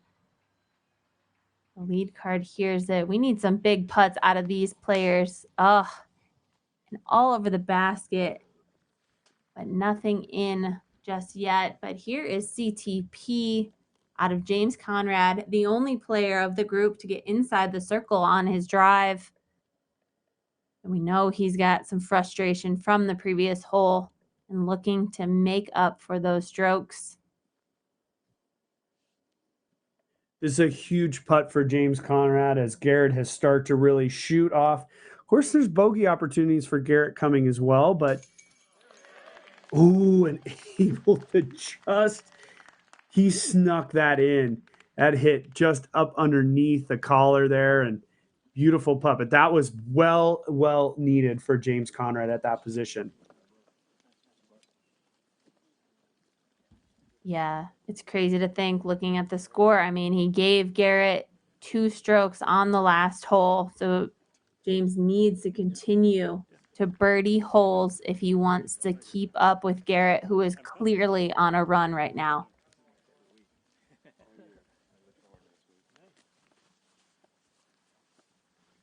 And this isn't water behind the basket this time, but a missed putt could send him sailing 40 feet down the hill. So this is a death putt, but right in the heart.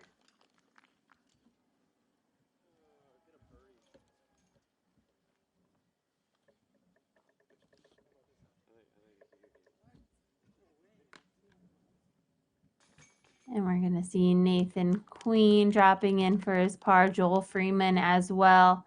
The only birdie on the scorecard for this group comes out of James Conrad with that huge elevator putt. We're going to take a break here. We will catch up with these groups at the top of the hill in just a few minutes.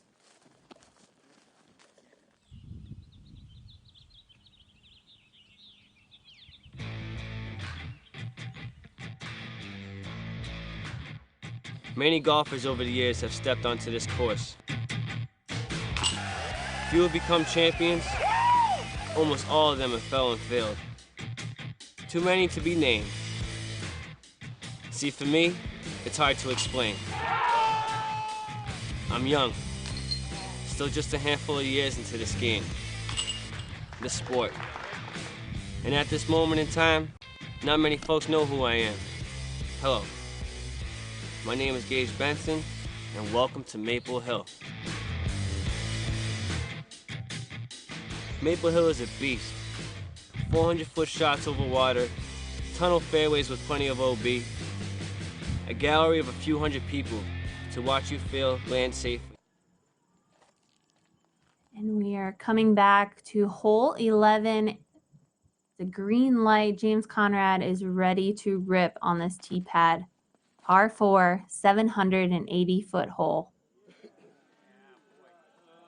Look at the air time that James has got on that. He's going to finish on the left side, which is going to create a little bit more difficult of an angle for him here on the 11th hole. I think ultimately of the center of the fairway, you want to finish on the right side. It just gives you a better angle into this back green pin location. And while we see that flanner there, it's a good opportunity to thank the PDGA, the Professional Disc Golf Association, for their support of the Disc Golf Pro Tour and all the other events that we are fans of watching out here in the disc golf world. We're seeing Nathan Queen finish off to the right-hand side. I'm expecting that he's made it to the landing zone, which is about 400 feet or so off of the tee pad. Yeah, roughly, it's probably even a little bit more than 400 just because it does play downhill to this, and it even goes downhill even further on that right side. We'll see what Joel's got for us.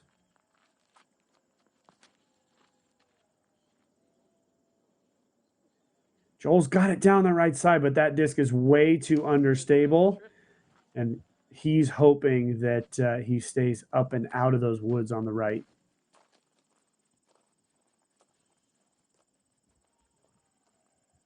So this drive is one part of this hole. I mean, one big part. You need one big drive off this tee pad, but it does get very technical once you get closer to the basket. That second shot it tightens in and becomes a tunnel as you make your way to the basket. It's really a two-part hole. You got to be good in the woods. You got to be nice and accurate, but you got to have that big booming drive off the tee. And there we go. 4 players off the tee. We're going to head to commercial. We'll see you back in a few minutes. Well, it really came from a lot of humble beginnings when we first started, and in every year, year after year, has been steady, constant improvement. The very first Ion, the design intent was to have a softer, grippier overmold for chain grabbing abilities, having more friction on the trains. But that soon evolved into needing to make the disc heavier. So if you notice the first run Ions, they were only 167 grams, whereas then we started realizing, well, we need to develop a way to make them heavier. And so the obvious decision was, well, we can put weighting agents in the plastic, but where? And so it was either the core or the overmold. And so it was like a light bulb where if you put the weighting agents in the overmold, not only you're making the part heavier, you're performing, increasing the performance of the product by making it more gyroscopic.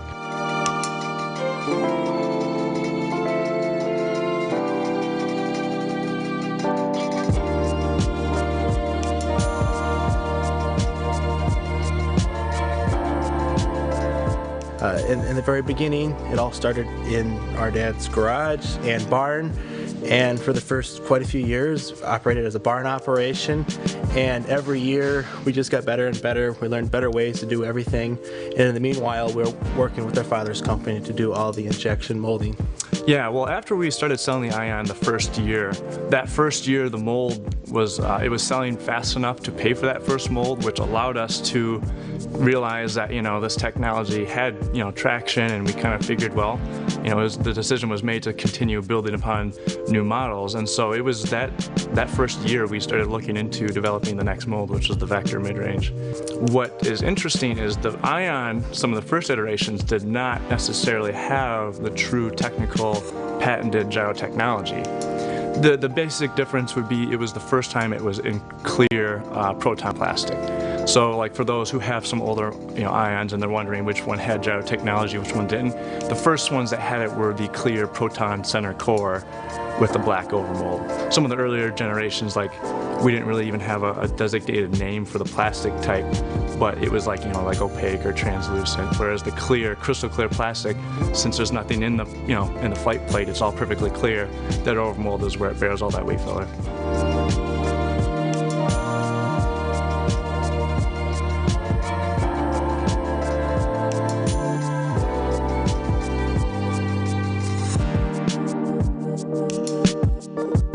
The first Ion was built with a recycled mold. We took a mold and we refurbished it to make it compatible for the Ion. It was only suitable to make a very small quantity of Ions in the very beginning, so hence why we see the first generation, second generation, third generation. Looking back at the history of where the Ion came from and where it is now is quite interesting. I would say almost a little different than most of the industry. Whereas, gyro technology was developed through the Ion mold, and that's something that's never been done before. Kind of really a symbol of how we grew as a company, because that was our first main product for the first few years. And so to celebrate 10 years, we are going to introduce the throwback of the first run Ion. Yeah, the 10th year Ion is actually really exciting. Not only is it because it's celebrating 10 years of the Ion mold, but it's special because this is now our first in-house molded disc golf disc. The Ion itself is, the classic light blue translucent flight plate with the nice bright red overmold. And it's funny because we had our first run next to the machine, so as these 10-year anniversary Ions were coming out of the machine, we were kind of holding them side by side and just kind of like it's mesmerizing seeing how how far it has come, the technology, and how we've developed our processes to improve the quality and performance and whatnot. So we look at them and kind of you almost look back and kind of reminisce like, wow, we've learned a lot in the 10 years that we've been doing this.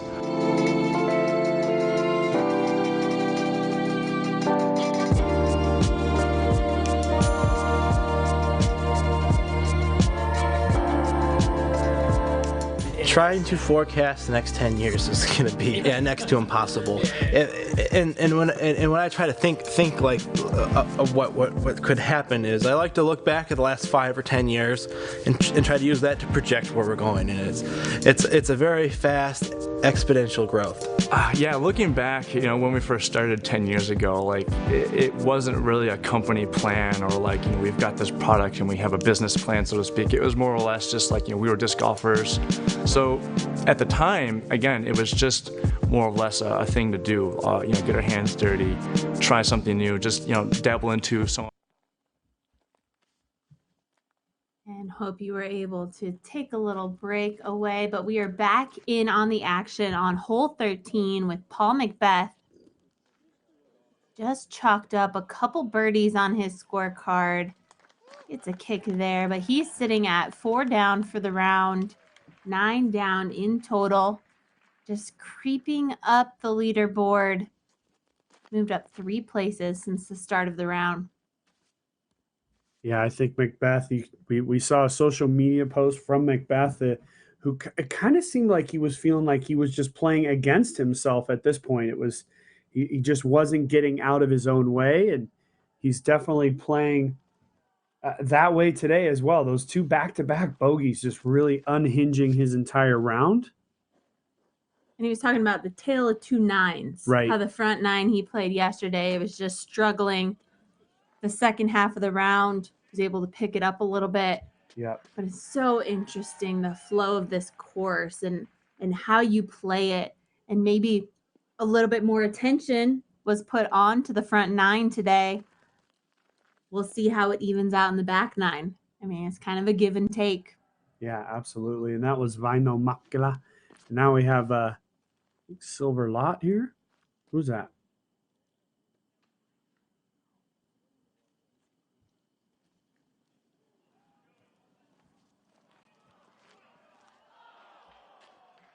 Oh, here's Silver right here. Interesting group for Macbeth. Probably a little bit more difficult for these guys as they've had to actually play in a group on the 3rd card with quite a few spectators around, sort of all clamoring to see the 5-time world champion. And that's all 4 of those guys heading now down the hill off of hole 13. We're going to come back and see. There we go. We just see them all walking down the hill there. And we have our lead card working their way through hole 11 at this point. We've got some upshots in. We see that Joel Freeman is putting for par in circle 1. James Conrad has yet to throw his upshot to the basket. No, you're good. You're good. We're not live yet. We'll count it in. So we have Terry Miller in our side screen, and we're going to check in with him in just a few minutes with Kristen Tatar. Yeah, just a few seconds. I think they're ready.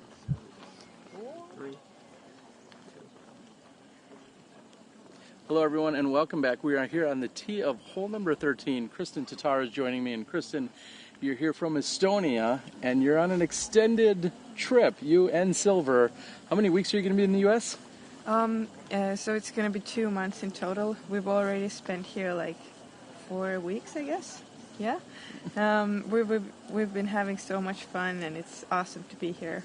Well, this morning when I asked you if you were ready to play, you said you're not used to necessarily playing this early and having the pro women tee off so early. You guys usually go mixed in after the men, some of the men in the morning. Is that how it happens? Yeah, we never go, like, we rarely go in the morning, I'd say. We sometimes go in the morning, but not that early. Usually it's like around like 11 or 12. So, yeah, not used to that, but I'm getting used to it. You're playing really well this week. We're going to see you again tomorrow morning. How does this course compare to courses you're used to? What do you think of this course?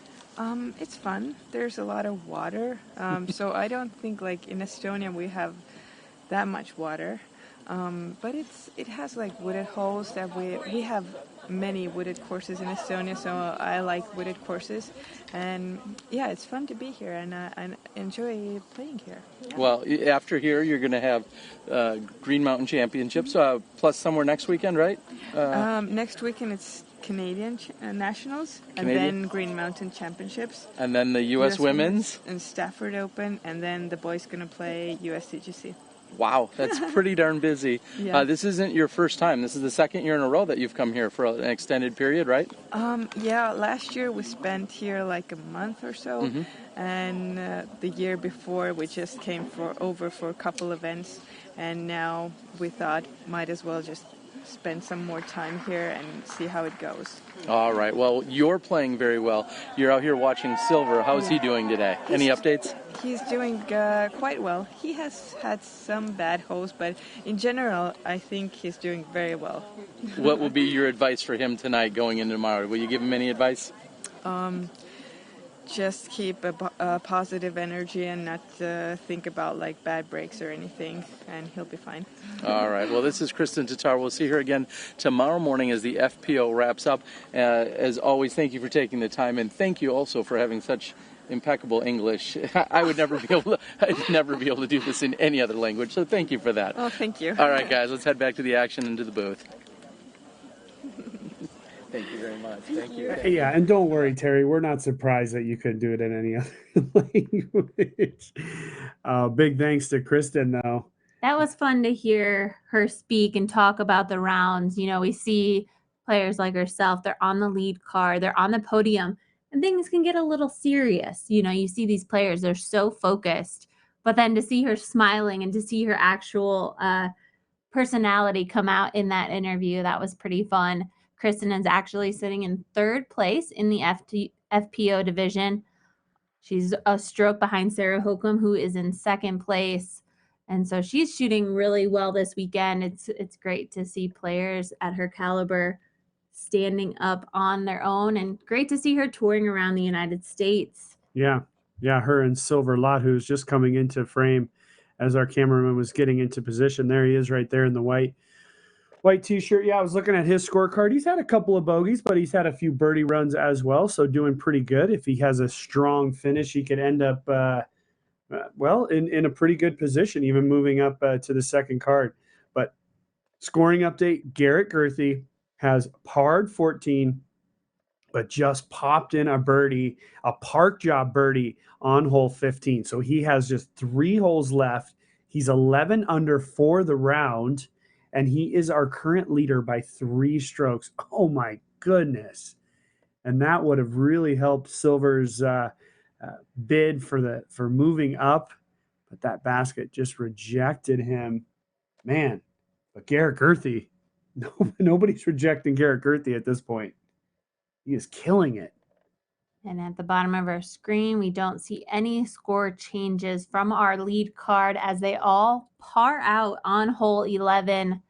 Not a ton of action. Seemed like they were scrambling on their second shot. So just a few tap-in putts for their par. And they're moving on to hole 12 as we continue to watch this card here on hole 13. Yeah. Alan Wagner. Hey, I have to say it. That was Alan Wagner. I called him Silver Lot before, but that's not. And then the other person in the group is Vaino Makila of Finland as well. So still an interesting group playing with Macbeth. Here's Paul. Paul's frustrated, but I still think, just looking at his card and the holes he has left, 3 or 4 birdies out of the last 6 holes, we could still see him move up onto the lead card, just depending on what our other guys do here. And getting a nice view of the gallery. This is a smart play for them, just standing up at the top of the hill. You're able to see hole 11's tee. You're able to see the shots and drives coming in off of hole 12 and those up shots, and of course drives on 13. But let's take a look at this leaderboard while we've got it up. Garrett Gerthy popping up ahead. Total score right now, 14 under, 3 strokes to get ahead of James Conrad in second place, also tied with Greg Barsby at 11 under. But right behind them, still at double digits, we have Joel Freeman and Nathan Queen, who are on our featured card right now. A lot of people just in the midst, but Garrett Gerthy is steadily gaining strokes on the field. We could see that arrow moved up 18 places today. So Garrett Gerthy, Double G, is feeling it in the woods. Yeah, well, he definitely is. And can I mention, well, we can just look here at the top 10. The lowest scored a par other than Garrett Gerthy is Greg Barsby at 5 under par through 12. He's now heading up the hill to 13. We see the group coming in now. Other than that, if we just look at the hot scores for the day, he's 11 under. Calvin Heinberg, who we mentioned before, he ended up coming into the clubhouse with a 9 under. So great score for him. Other than that, the next best score for the day is 6 under par. And you see it right there. And so that tells me a lot because Garrett is doing something that nobody else is doing out on the course. And that either shows just how special this day is for him or also just how difficult this course is playing for all these players are just trying to maneuver and figure out a way to get closer to that lead. But Garrett's just off and running. Yeah, we see Jerry from the Jomez crew, who's actually, I believe, caddying for Simon Lizotte, as we see Simon right there. Oh, and Simon is doing, just everybody at home, watch this.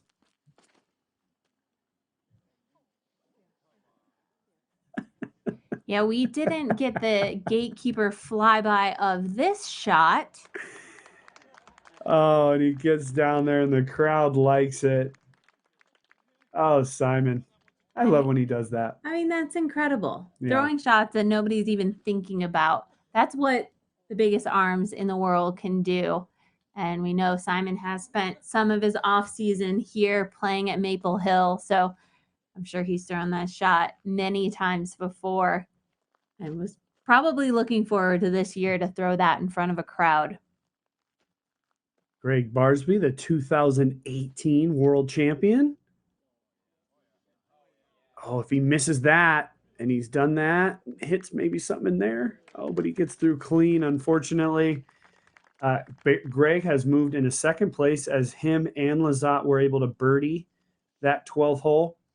Lizotte is now in a tie for fourth with Nathan Queen. So any one of these names, any one of these guys we could see in our featured lead card tomorrow. This is Cameron Messerschmidt out of Washington. Going for the roller. I've actually never seen that before. Wow.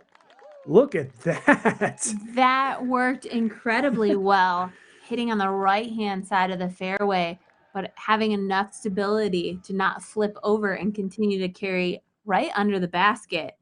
That is amazing. I mean, there's so many rocks and roots and, of course, trees, but he's using that gravitational pull. I mean, that slope toward the basket really to his advantage there. We have Philo Brathwaite here. Philo, I would imagine, knowing Philo as well as I do, he's probably super frustrated right now, but he's had a super clean round, just 2 birdies, no bogeys, and the rest pars. So Philo unable to just get anything going, but also scrambling and making plenty of pars today. So you could just see that frustration right there. Oh, come on, Philo. Just stick with it, man. You got a few birdies here left coming your way. We're going to take a commercial break. We know our lead card is on hole 12. We'll catch up with them when we get back.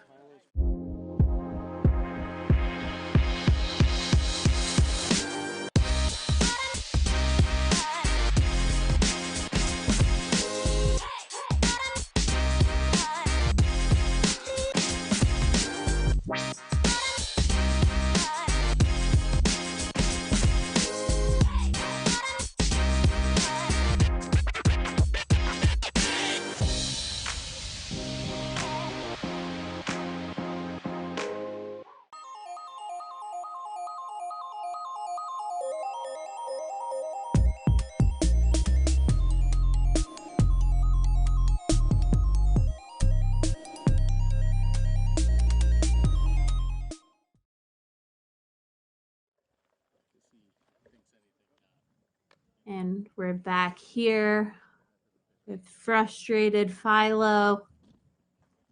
Hits the big tree. That's the one everyone's aiming for, hoping that their disc is going to flip up and carry to the basket. But Philo ended up hitting this tree today. And you just know how these rounds feel. You look at his scorecard, not a lot of exciting stuff is happening. You just want something good to just fall in your lap at this point. And it's not seeming to at this moment for Philo.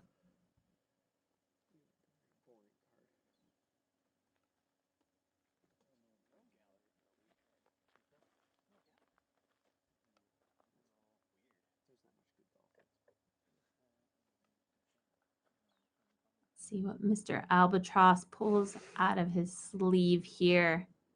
Seems like a tricky little upshot. It really is. It's super tight. He's got a good pop on it though. He's hit that tree. He's going to be down in the gully. He'll have a putt from there. He was wishing that it would have popped the other direction.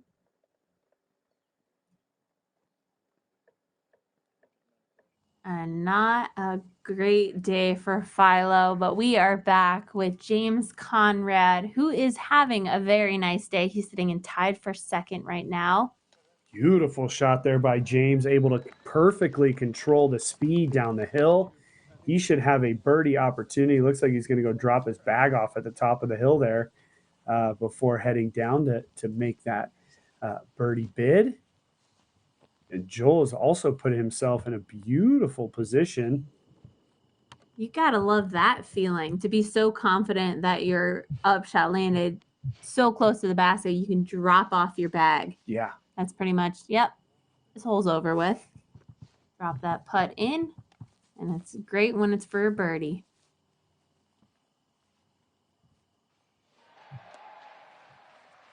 Oh, and we on the footage here, you guys could hear a big cheer. Greg Barsby just nailed a 55-foot putt. Incredible. We were part of the crowd at that moment, oohing and eyeing, but great shot from Barsby. Back to focusing in. Joel Freeman's trying to dial up this upshot.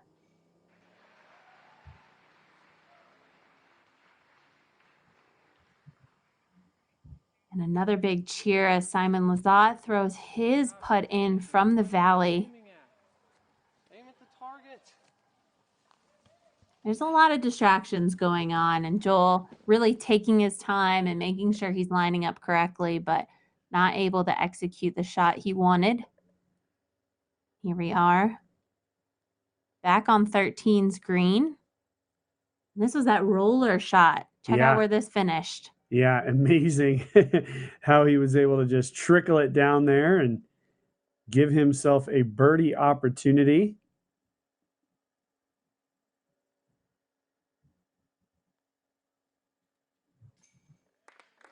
And Cameron able to do the same, pop Incredible. it in. Those were three incredible birdies on that hole.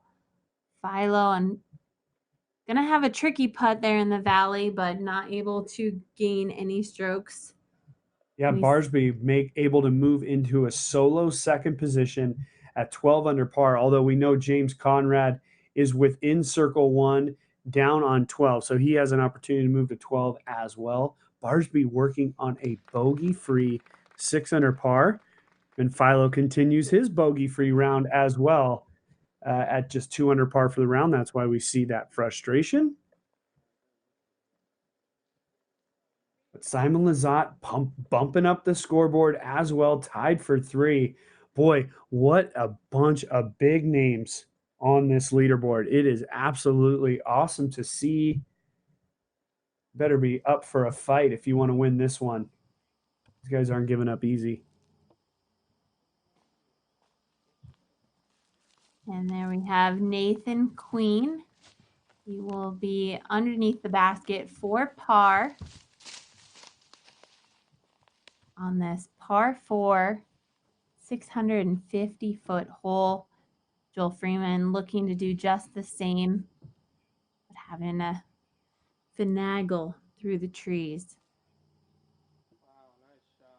Ooh, and a little bit of a fluff, but he's just about 15 feet to the right of the basket. Yeah, after that double bogey back on hole 6 for Joel, he's gone on a run of pars ever since then. We have to remember at that moment on hole 6, he was the leader by 2 shots.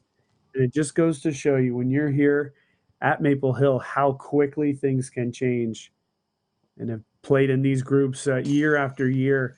It's incredible to really see how much movement happens on the board. When you're playing, you don't really notice any of this. You're really so focused into your own thing. But it really is incredible how much movement there can be on a course like this. Right. And you always hear it. Par is good, but par out here is not going to win you the tournament. You need to birdie as many holes as you can. And we see Garrett Gurthey getting a par on hole 16. We know the opportunity is wide open for birdies on the last 2 holes to finish out his round, sitting at 11 under for Yeah, today. absolutely. We should take a look at that 13th hole. Let's get our flyby going on and go ahead and check it out as we come down the hill, 405 feet. We saw Simon going all the way up and over to the right and actually able to make his birdie putt. So that is a birdieable route. But anyways, this is the way most people are taking right down the middle. You want to avoid that tree on the left right there. And that one, and that one, and that one. And just have it on a nice baby turnover and get it right down in here into the lower part. Into that little gully is a perfect landing spot here on the 13th hole. Our players are walking up the hill. Just to talk about Garrett, hole 17, with Garrett's arm, he has a big opportunity to birdie hole 17. 18 is always just a wild card. Even with Garrett's huge arm, getting it onto that green can always be tough. So really, we could see Garrett potentially get to 13 under par in this moving day round. And it seems to me as if Garrett Gurthey is really the only one that has really wanted to do any moving.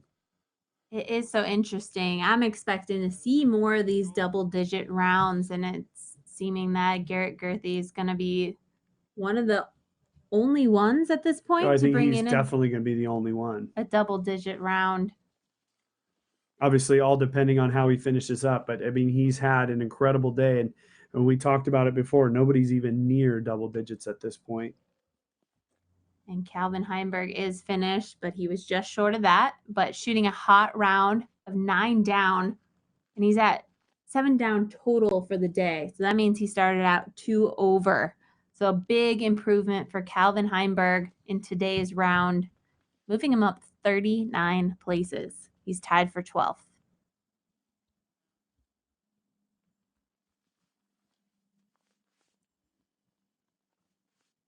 And really, what Garrett Gurthey is doing today is reminiscent of what James Conrad did in the final round of last year, able to move up and surpass Macbeth. Oh, and James has got it on that right side. If he trickles through, he's going to have an okay look. A little bit of a misfire there. I think high release, and it caused him to turn it over a little bit too much. And the roars continue. You can always check out UDisc Live to see what the other cards are doing, what big shots are being made by the other cards, as we see Hammis early release. Oh, and he's going to be in that same spot that Philo was just trying to throw his upshot from.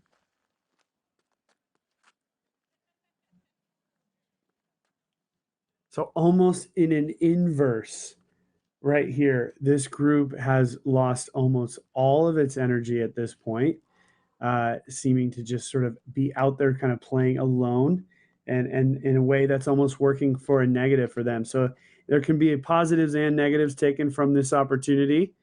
And he's just on that right side. Nathan Queen.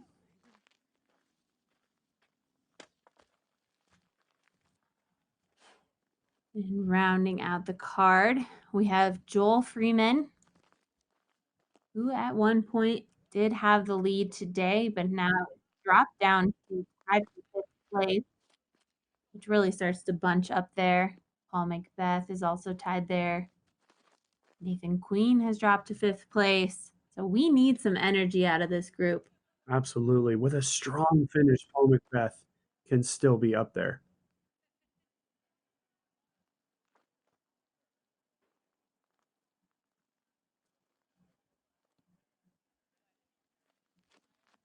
Joel being very deliberate, seeing the first 3 competitors having problems on this hole. It's a little high. It's got to get down on a beautiful line, but he's going to go long, and that's can run away very, very quickly there. And there's some energy that we needed. Go brew a pot of coffee. We'll meet these players back, and we'll see what Hamas has in store for him.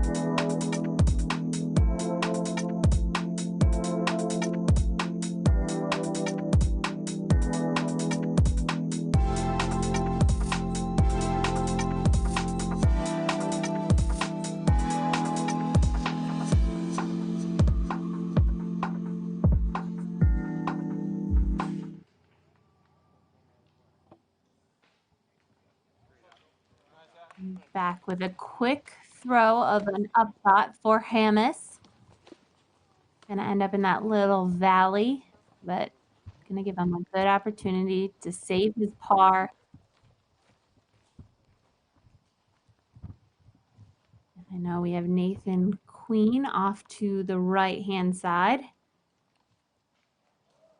It looks like he will be next up.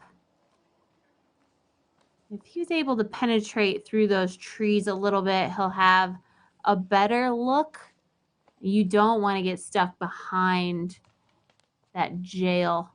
But it seems right in the middle of it. So we'll see if he can get a window.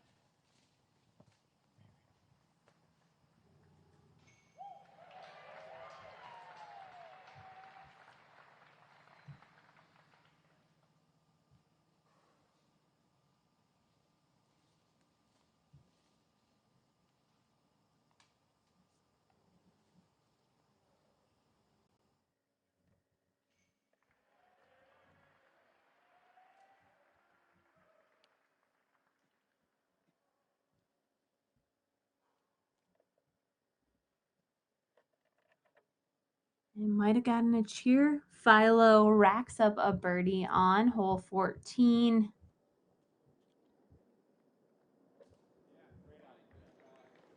Yeah, I know. It's one of those things like we're just right now we are U-disc watching. This is incredible. We have James Conrad in our group. He is currently tied for second with Greg Barsby, but there's just so much action. And if everything right now were to just stop, Paul Macbeth would be in our lead card tomorrow.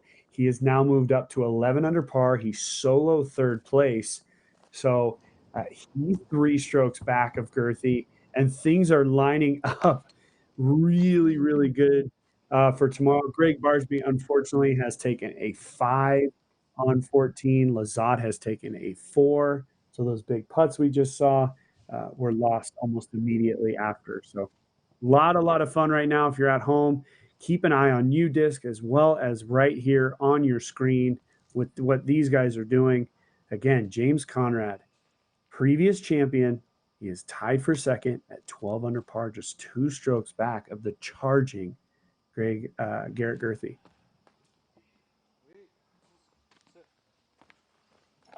And that'll trickle just on the backside slope, just past the basket. Shouldn't have gone too far. There wasn't enough power behind that. And you talked about moving. So on UDisc Live, you can actually click on your favorite player's name. It'll drop down their profile picture. If you hit the star, you can follow that player as it'll tag it up to the top of the page, so you don't have to follow them bouncing around. I couldn't do that. There was so much movement on that last hole. That was Right. almost impossible. Yeah, it really was impossible. You saw Nathan Queen there tap in, as well as Adam Hammis. And those are for pars. Yeah, and by the distance of those, it looks as if Joel has actually stayed up.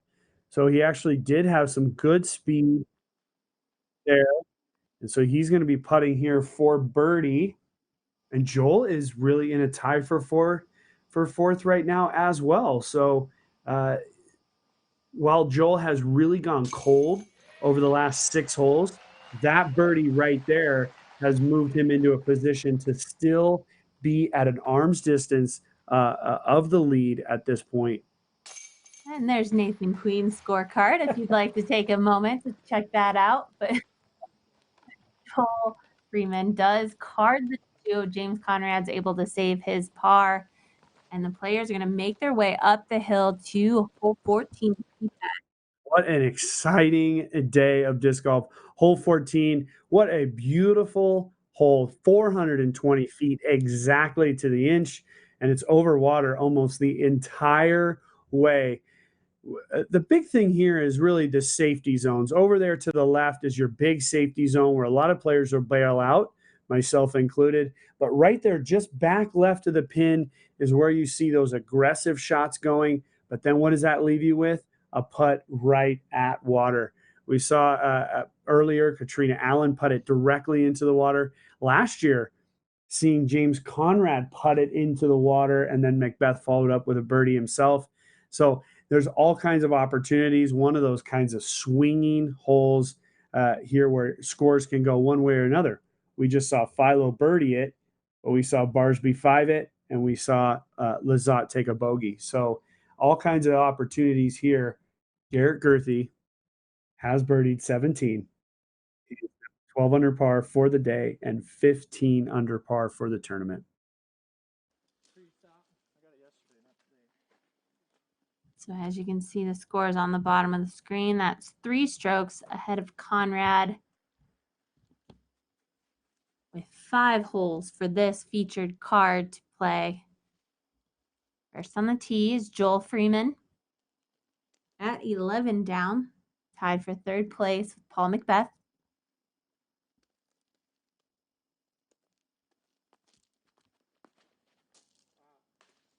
Oh, and Joel. Oh, no. The iron leaf, Oh, my if I've goodness. ever seen one. Yeah. Ugh.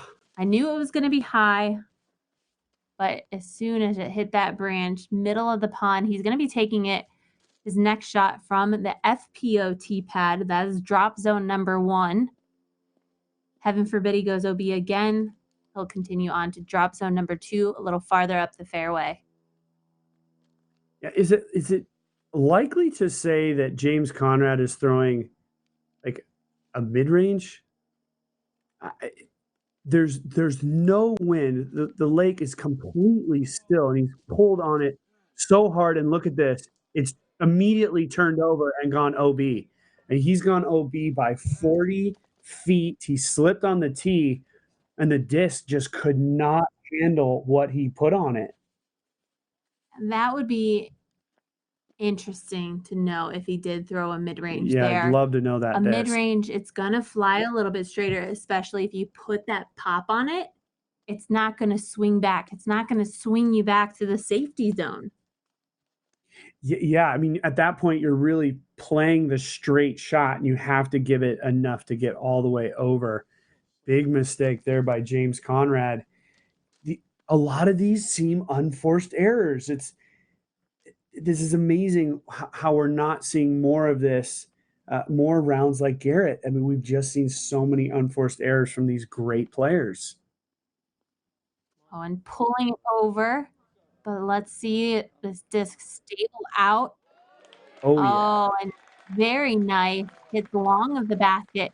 He's going to have a decent sized putt back toward the basket, but it's a good angle to Yeah. be putting at the basket from. Yeah, and at this point, Adam is in a way almost forced to go for that putt, which could be disaster or it could be a big birdie. So we'll see. Tough lefty hole, very very tough. He's going to have to play an S curve. Let's see what Nathan's got for us. Ooh, Oh, just make it. Does it have the distance? And it doesn't. We see it skip rock. We got 3 players. We'll meet them down at the drop zone. Only 1 player is in bounds.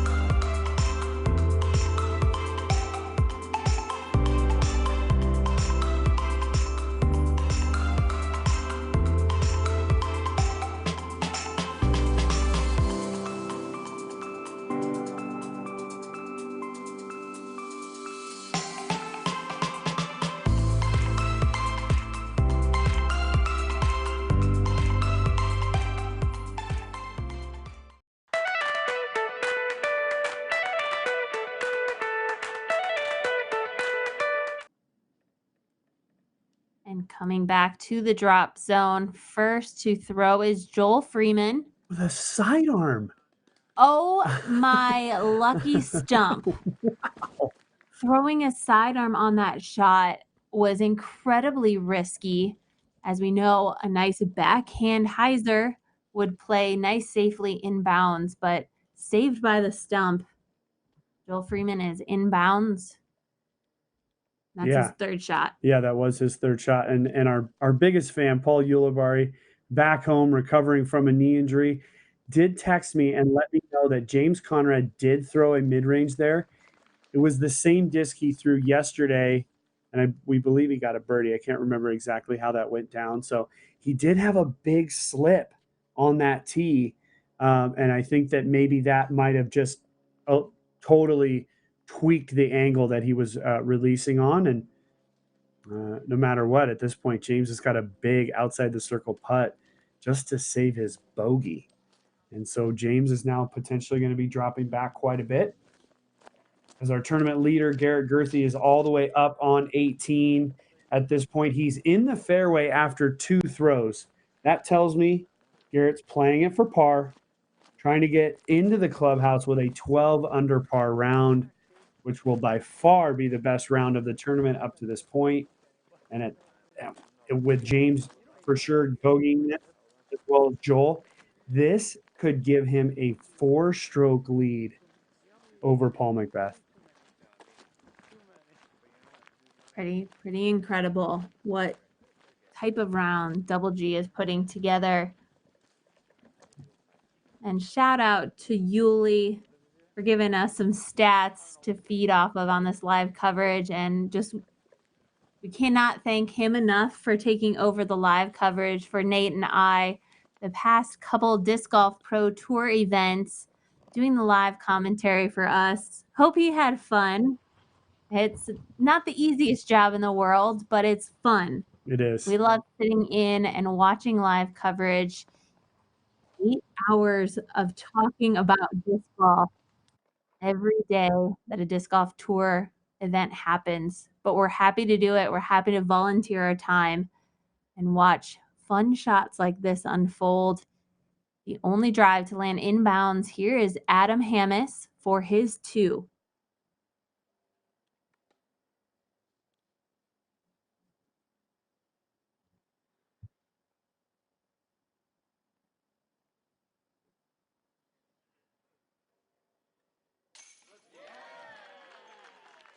Incredible putt. That is a statement putt, as Terry Miller would say, and absolutely deserves the Zuka replay. Yeah, roll that Zuka replay along. And look at Adam with just a little, thanks to the crowd. Appreciate that. Adam hasn't had the best day. In fact, that birdie has now put him just 1 under par for today's round. but that was a huge putt. So, good something to build on for these last 4 holes. And another nice solid putt. The angle that we're viewing at doesn't even begin to show how dangerous these putts are, especially after going OB off a tee shot. You need to hit this putt.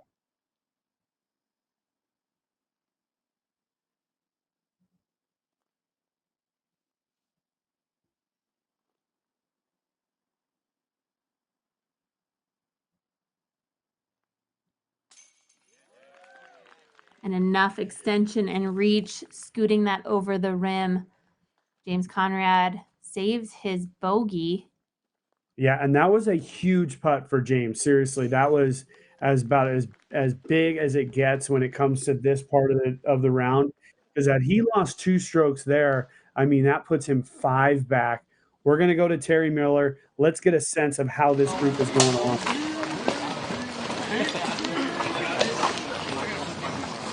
All right, we're through hole 14. As you can see, it provided all the excitement and the drama that you would expect to see here on hole 14. That's why there's been a gallery sitting out here for most of the day. They wanted to see those drives come in. And then even when you move to the drop zone, you still can't let off. There's still some work to do. Can we talk just for a moment how clutch that putt was by Adam Hammes, looking straight at the water directly behind the basket. He lines it up, he takes a moment, collects himself, and he cans the putt. That's just so incredible. Great concentration by the very young player. So, again, the gallery now is going to move on. We're going to see where everyone kind of dissipates or moves off to. 16, 17, and 18, all very exciting holes to make sure that they watch. Last time I checked the scores, Double G was tearing it up. We're going to see how things all finish up there. I'm going to check in, of course, with UDisc. It's gorgeous out here. The sun is just starting to come down, and you can't ask for a better setting. Temps are still in the 70s, very light winds. The pond out here, almost perfectly still. So we're going to move on. Thanks for joining us. I'll check up with you guys after the round.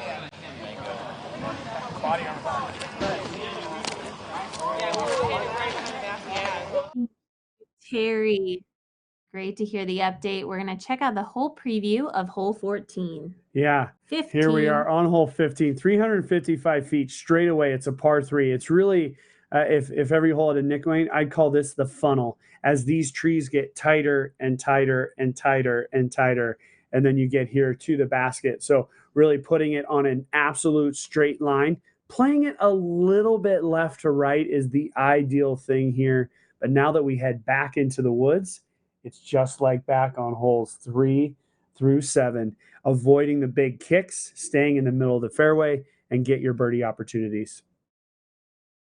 And speaking of 15, Garrett Gerthy finishes, and his total score is 15 under for the tournament. He finishes his round with a par, and 12 down is the course record for this weekend. Yeah, hot round, boy, 12 under par, as we just saw Adam just hit and kick down in the left. That's going to be a tough up and down from there, but 12 under par for Garrett Gerthy. He has shot the hot round now by 3, not just by 1. This is by 3 strokes. So hopefully we can have Garrett stick around for just a few minutes as we come up to the clubhouse and we can grab an interview with him. Joel off to the left, but sneaking through, very, very sneaky, and able to get up there for what will be an outside putt, outside birdie opportunity. I think as far as the framework of this group, the guy that's on the tee right now is who all the eyes are on. Last year's champion, James Conrad, and he's now taken a bogey there on the 14th hole, and he's just right behind a few of the leaders, as now Paul Macbeth is in second place at 12 under par.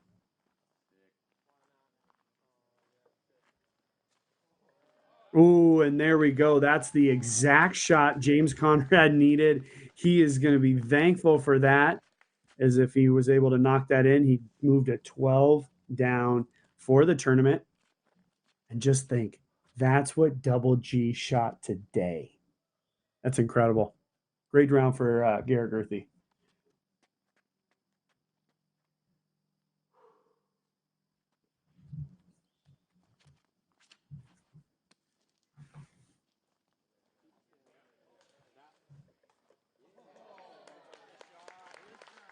And I waited before I said anything. That was such a pure drive from Nathan Queen.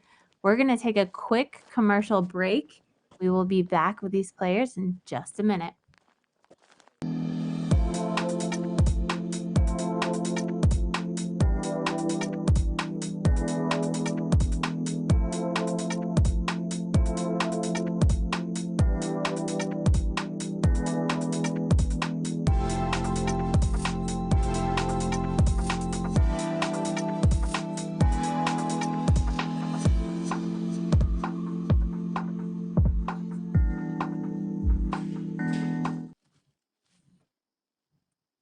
Thanks to Disc Golf Strong. Head over to their website to check out all the training tips and videos. But we're back with the action with Hamas. Wishing that to miss every tree, and it does. He's going to be putting to save his par after a very short drive off the tee. Yeah, so think about this, Val. Here's a little bit of a parallel for you. Last year in the final round, James Conrad shot a 48. What did Gary Gerthy shoot today? Tell me, Nate. A 48. So there's a lot of parallels going on here, just in the sense that the course has given up this 48 now twice, and these guys are leading the tournament. I was actually going back to last year and quickly just scanning through all of the top 10 guys and what they shot. There was only one other round in the 40s last year, and that was by Ricky Wysocki, who shot a 46. So, even though we've talked a lot about these scores kind of being in the mid 4, 5, and 6 range, a 12 under is not really that common. In the 40s is not that common over these last 2 years. So, congratulations to Garrett. Just an incredible round. But look at the guy right there, Paul Macbeth. He's not stopping. 7 down. He's on a run. He could be at 13, 14 by the time this is all done. And 2 holes to go for Paul Macbeth. It is interesting. I mean, we are playing the same exact course layout as we did last year. So it's nice to see the scores. I did expect to see double-digit scores yesterday to pop off in that lead round, in that first round, but it's nice to see hot scores being shot in moving day here at Maple Hill.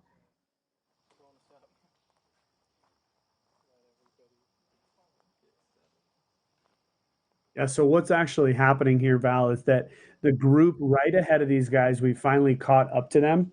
They're teeing off on the 16th tee, which is only about 45 feet away from this basket. So our competitors in our lead group are allowing that to happen.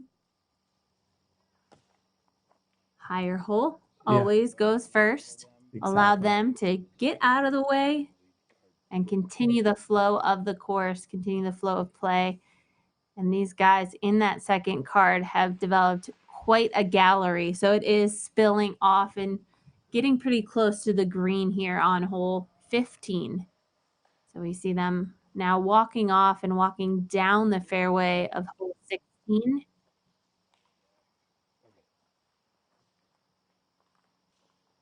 And now that gallery is, we can just see in one of our other cameras starting to clear off. So we should see our guys start to step in here and go ahead and attempt these putts. Just doing a little bit of tree hugging, showing the trees some love. That is the best way to get through them. So pro tip, be one with the elements. Don't fight them.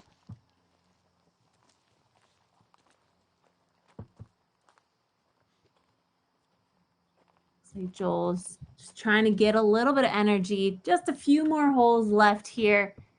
And this is a big putt.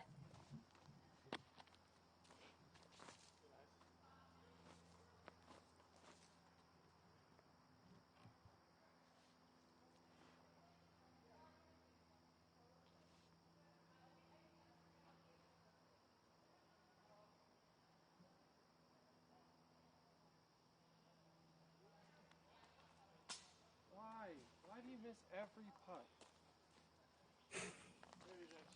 And I'm not keeping track or anything, but I don't think he has missed every putt, but he's not having the best round today. He's at 2 down for the round. Started the tournament at 8 down from yesterday's round. So not quite as good as yesterday.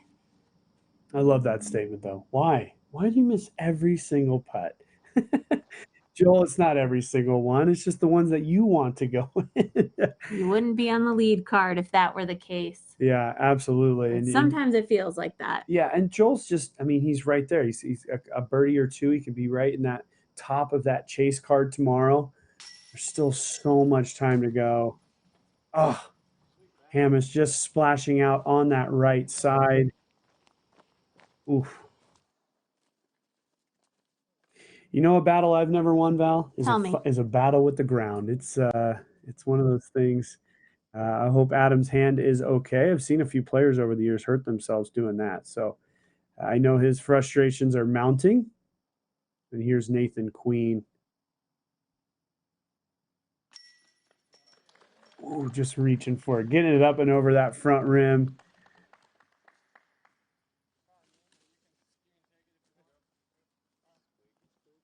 Careful now. Watch the footing.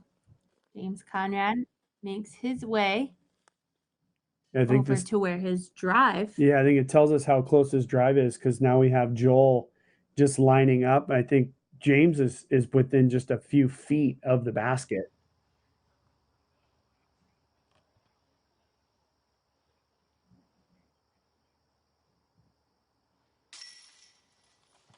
And didn't miss that putt this time. He's actually pretty excited about that. Joel Freeman in the basket for par. And here we go. James Conrad. Take a look at where that drive ended up. That's a birdie for James. Popping him up. Still maintaining that second place tie. Yeah, absolutely. Let's take a look at that 16th that hole at this point. What an incredible par 3, one of the longest ones on tour, 530 feet straight away through the woods. This isn't a tunnel. This is just a straightaway 15-foot wide gap down the entire fairway. Yesterday, we saw 3 of our competitors get all the way out. Then we watched Macbeth nail an 80-foot putt from over there on the left. So a very, very gettable hole for our players. In fact, this morning we watched Paige Pierce throw beyond the basket and make her putt there. So 530 feet, it is still very, very gettable. And the FPO division is throwing from the same tee, so it is the same shot, and it was incredible. It is a par 4 for FPO, so that's the only difference. So she did eagle it. And now as we tune into the live footage here, we see that wall. The wall wasn't there in the preview, but it is not out of bounds. And big putt from Greg Barsby. He is in a tie for 4th. That was the safe par for Barsby, but he's still excited about it. Big par putt save there for Greg. As right now there's a little bit of jostling going on for who is going to be in this lead card. And this putt right here from Simon is a 27-foot putt roughly, and it is for birdie. This is exactly where Paige Pierce was after her drive this morning. A little bit more to Simon's left. But and a little more open. Yeah, so, and that wall is getting in the way yet again. Yeah. Just makes for a tricky footing. Yeah, no relief allowed from that wall as the wall is not OB. Oh, and look at the. We should Zuka replay that because I swear, just the way that Simon did, and yeah, roll it there. Watch his reaction. Oh, able to hold it up and not fall forward. What an incredible That was show of strength. amazing. Yeah, that was And awesome. balance. And I mean, if he were to fall forward, that's a falling putt. That's a Right. stroke added to the scorecard. Absolutely. Completely erases that beautiful putt, but able to hold that balance. And yeah, a lot of core strength to do just that. I love that that was on the Zuka replay. Yeah, me too. Well deserved. And absolutely over it. Philo throws that putt in with anger. And as we see the crowd just clearing out there, our lead card is on the tee and ready to go on hole 16. So yeah, just to give everybody at home really where we stand with just 3 holes to play. Garrett Gurthey is in the clubhouse, 12 under par for the round, 15. He's our leader. In second place is James Conrad, tied with Paul Macbeth, who is on a run of 5 birdies out of the last 6 holes. So Macbeth feeling great. And then Macbeth, even in his own words, explaining yesterday, tale of 2 nines. And he's having an incredible back nine. And with that putt, Simon Lizotte goes into a tie in second at 12 under as well. So looking like those guys are starting to stack up a little bit. We'll see how the finish treats us. Tale of 2 nines. It sounds like a good disc golf soap opera. Yeah. It does, yeah. The tale of 2 nines. Oh, James has got it on a beautiful line. Is it going to miss? Oh, it misses. And gets on out to the open. James is going to have a birdie opportunity. James Conrad is just not giving up. He is not giving up.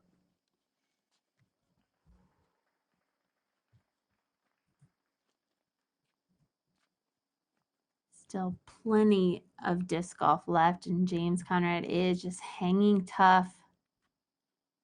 3 holes to go. 2 holes and a big putt to go, actually, for James Conrad. Getting a nice flip on this one. Nathan Queen needs it to hook up. Hits a tree. Could be on the edge. Not likely he's going to have a putt. It's going to be a long, long putt, if that, but it should be just a nice little run up shot. Yeah, it all depends on if he was able to trickle forward out of that or if those trees knocked him a little bit backwards. But if he's trickled forward, he could have a long throw-in opportunity. Otherwise, he might be chipping. It just all depends. There's so many trees on that left side. It's just hard to tell exactly what happened there.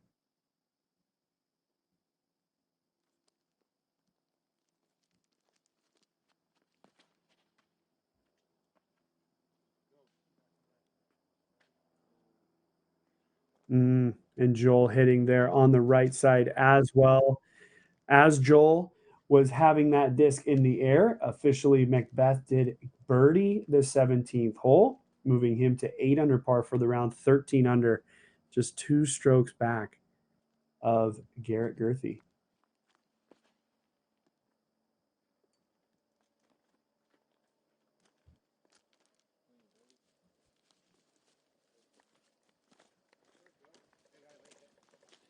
There we go. We're off and running. We're going to throw it to commercial. We'll catch back up with these players near the green. I can throw this disc around the world in 1 shot. Never play disc golf too far into the jungle. There may be cheetahs. Someone on your card can't recall if they threw a 6 or a 7. It was probably an 8. See?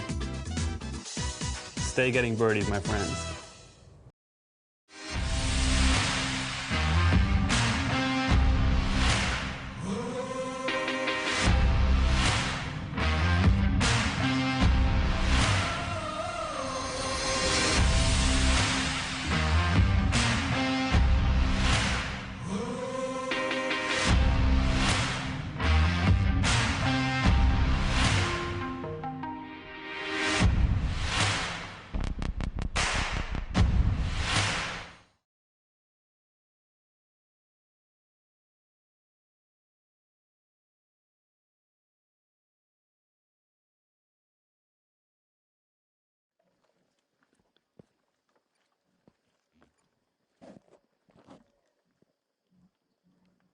There's a quick zoom check to see where Joel's drive ended up, and he is on the left-hand side of the fairway.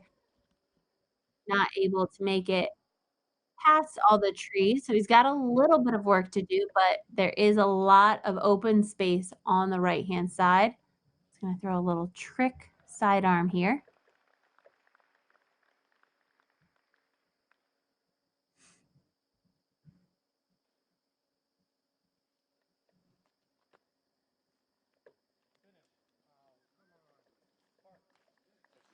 Very nicely done. This is a par 3, so Joel is setting himself up very nicely to save that par.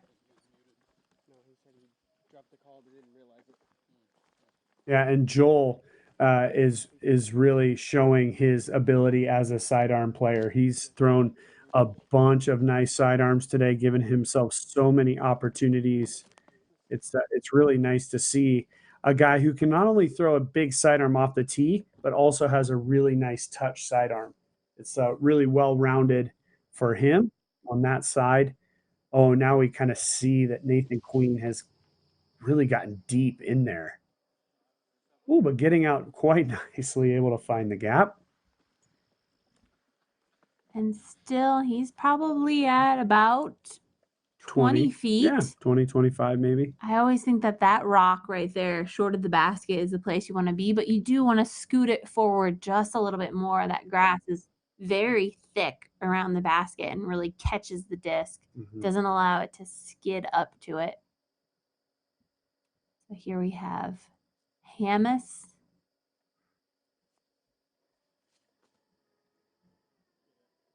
Is a long putt. There we go, baby. Look at him running it in.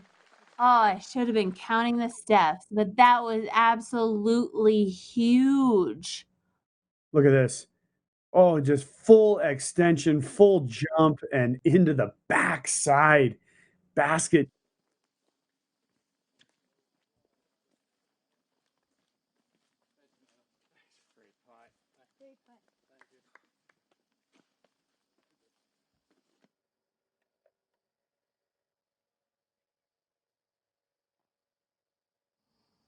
Man, the height and the angle to watch the disc fly in. Man, Yeah. it was in the air for a long time. Here's James Conrad. And There we James able to go. tap that in, move into a tie with Paul Macbeth at 13 under par. Boy, James has had so many birdies in this round, but 3 bogeys. So there's eight birdies and 3 bogeys.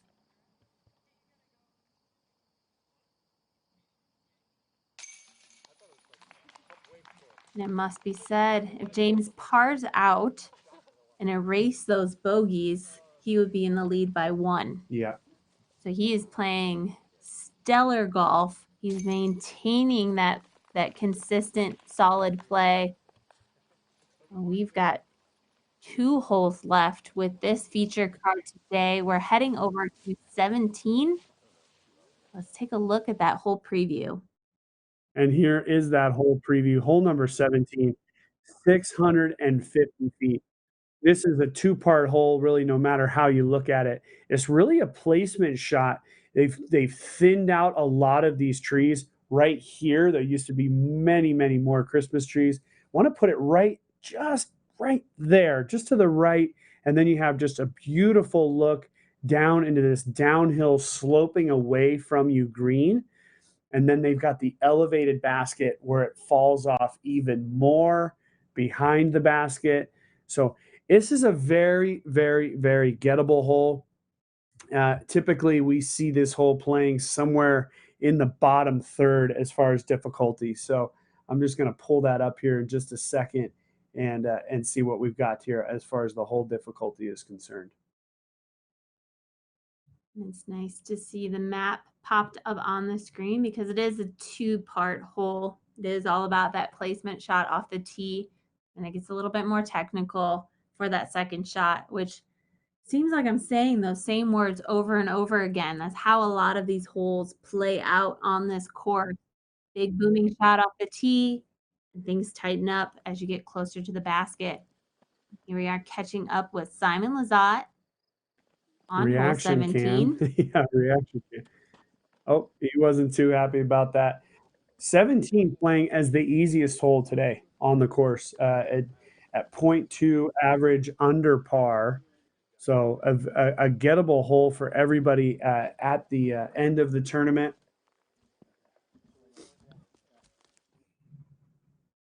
And we are back here in the booth. We're in Bend, Oregon, watching live disc golf coverage from across the country, just along with you guys, watching it all over the globe. I'm Valarie Jenkins. This is Nate Doss, and we are in the second round of the MVP Open at Maple Hill. We're on hole 17 with the lead card. And it's been exciting so far. It's been exciting to watch other players shooting these hot rounds. Been really fun to watch. So hope you guys have enjoyed tuning in. Head over to UDisc Live. You can watch all the scores coming in live action. And we're providing you the live coverage here of the Disc Golf Pro Tour event. You having fun, Nate? Oh yeah, I choked up. I'm having so much fun. And actually, this is why we love technology here on the Disc Golf Pro Tour.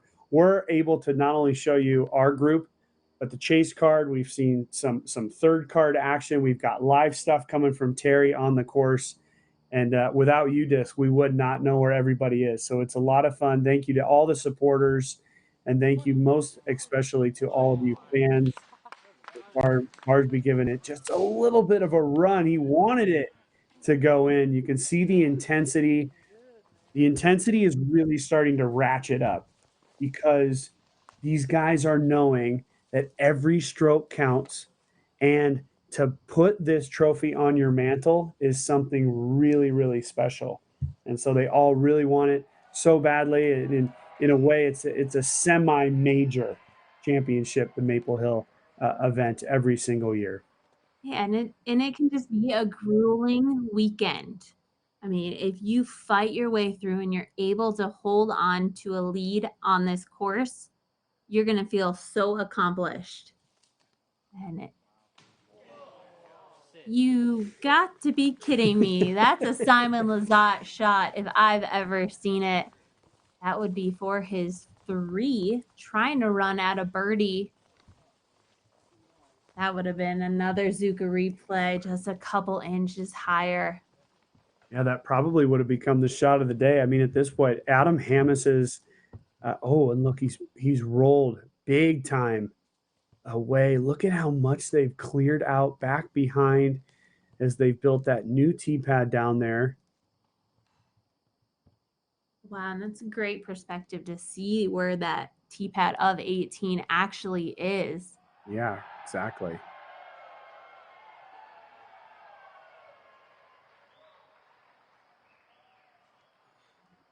And we can hear the cheers from the crowd as it begins to grow on 18's green. Simon not able to make up for that. Boy, and not only is that going to cost Simon a stroke, but that could potentially cost him making the lead group tomorrow. And this putt has a lot of implications in that, as well as this is for birdie. This could move Barsby to 12, and him and Lizotte could just switch positions, which Barsby's now made that official. And so Barsby has now jumped into that lead card for tomorrow, as there's just a little bit of a gap now being created between 5th, 6th, and 7th. You can just hear the roars of the crowd as it funnels down into the valley where we see the second card putting out from here on the 17th basket. They're going to head over to 18 to finish up. We will head over to 17's tee pad in just a minute with our lead card.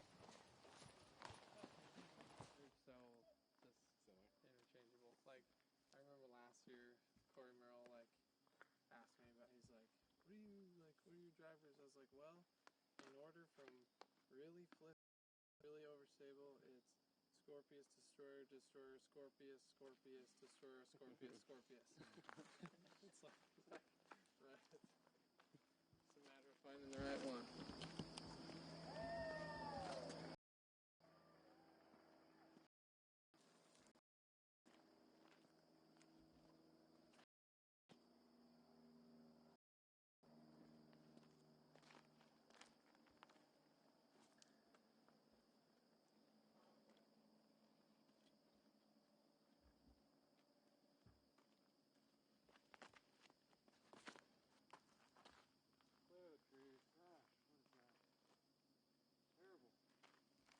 Play safe and do that crap.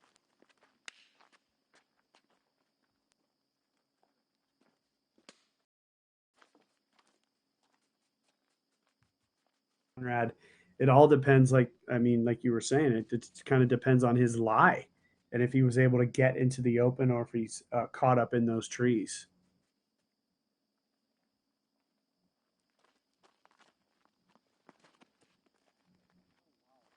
And taking a much higher route. That really needs to stable out. Oh, that's And it perfect. does. You can see the basket right there in the distance. We see in the reaction cam there, Hamas wasn't sure what the heck just happened, but the crowd loved it. We loved it too. That is a perfect drive right there. Yeah, absolutely.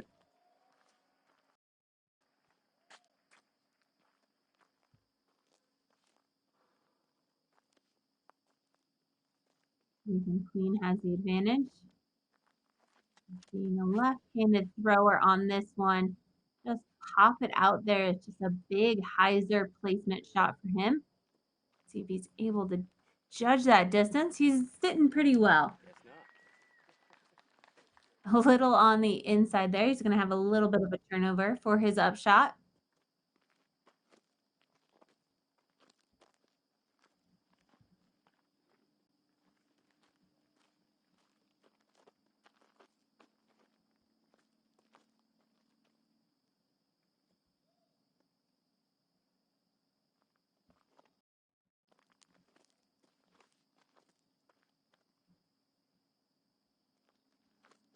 Joel Freeman, he's now sitting in a tie for 6, which that tie for 6 spot continues to grow. 3 of the guys on this card are included in that bunch.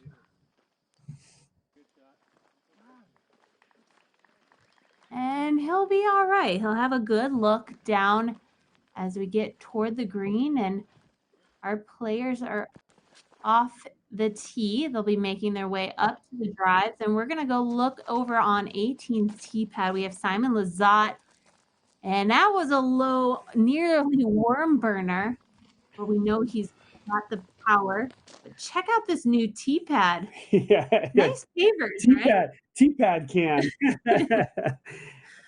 Yeah, I mean, Simon, with a possible birdie, could maybe move himself into the final card for tomorrow. But at this point, Barsby's locked in there at 12 under, and Conrad. We'll see what Conrad's able to do on 17. Also, let's take a look at that top 10 leaderboard.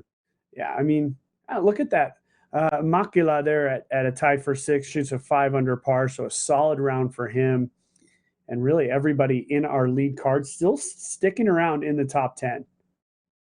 For the most part, I guess Hamas has dropped out just a little bit. I think he's tied with Philo in 10th there. But overall, really not a bad day from our group. Just a little bit of up and down play. They've all kind of bunched together, and James has kind of just made that little push to get just in front of them.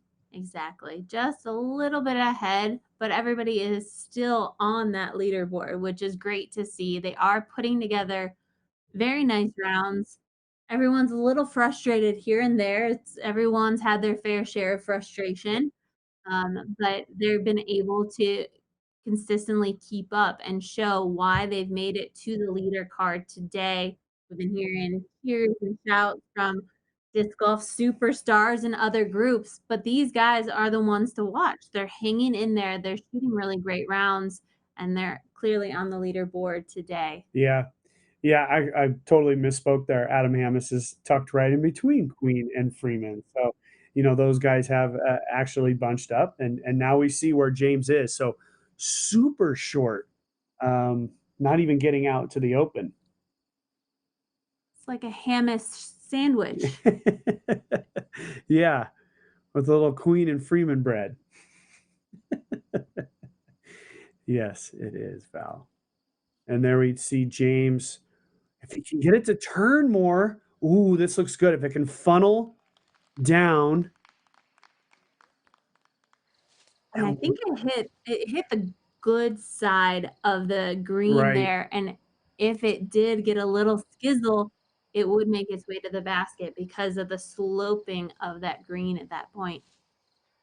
This Here is we go. Philo. Philo. You can see the sap house on the far right of your screen. Philo is way into the junk. This is just a chip out from here. So that was a yank off of the tee pad to get in this position. These are the trees that you want to yank on the right. But he pitches out. It's likely to be another pitch out upshot for him from there even. And back with the lead card.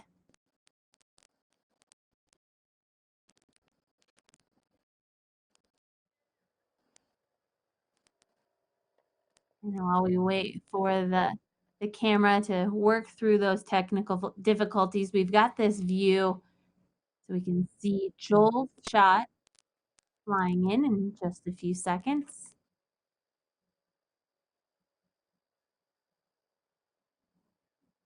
Yeah, disc in air, and we should see it coming in right there. And what a view of the way that the disc has to come into this green. We don't see James's shot in view. Might be a little bit of a camouflage in those chips. But I am thinking he hit that little side hill, so he might have hung up just a little bit. Yeah, but it could be a big opportunity for James if he's able to make an up and down birdie from way down there. That would be just a huge boost for sure. We do have Nathan Queen lining up his shot.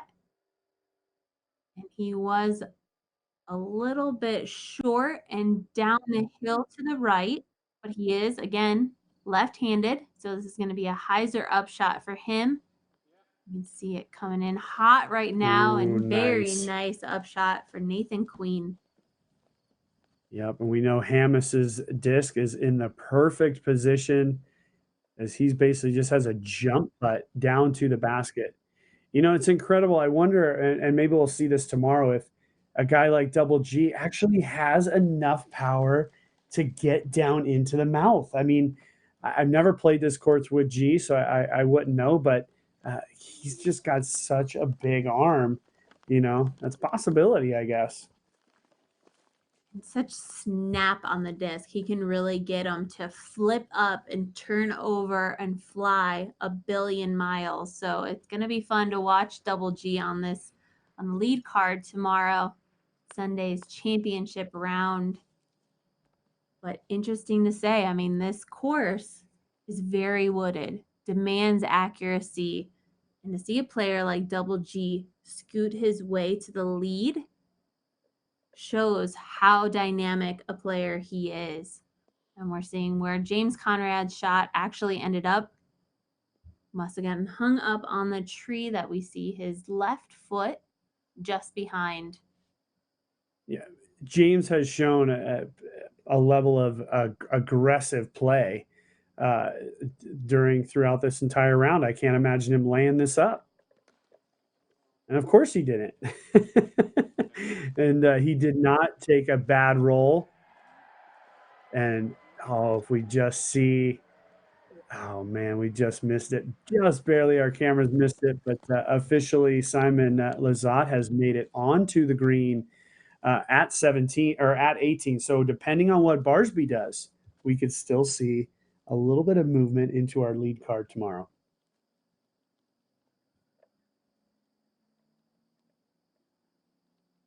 The birdie putt for Joel Freeman. And he's in the basket for that birdie.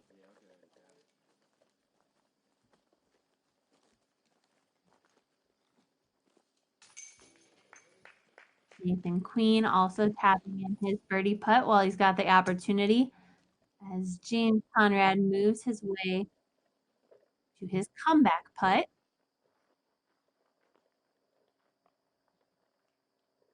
And when he steps up to his lie here, this is for par.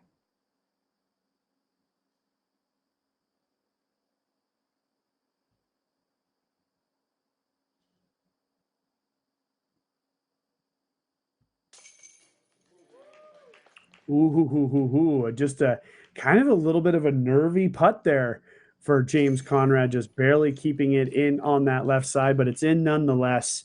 And we're going to move over to the 18th hole. Let's take a look at it. Up the hill, here we are, 18th, 680 feet directly up the hill. It's a par four.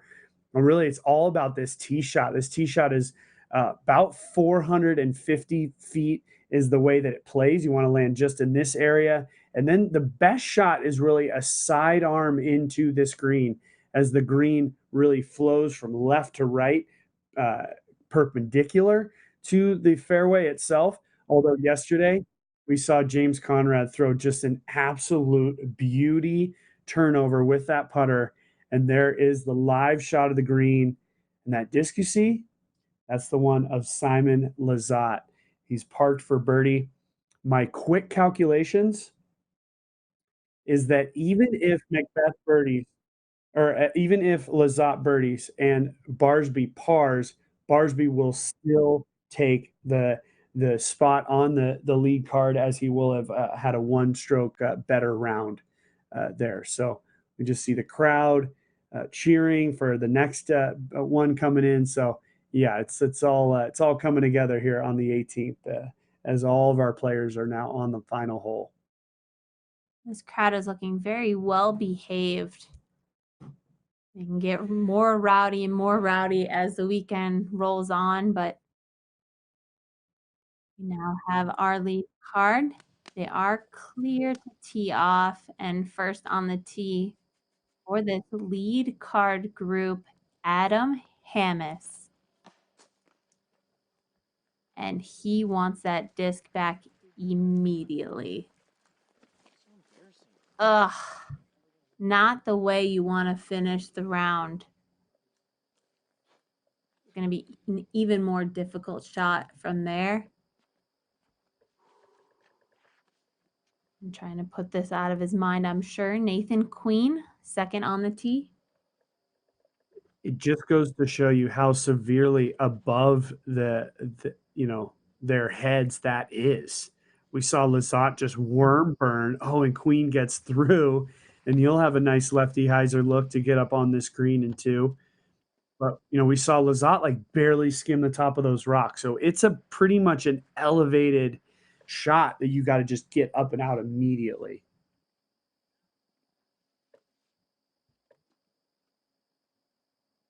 It's tough, the shots that they are throwing over the highest point of those rocks.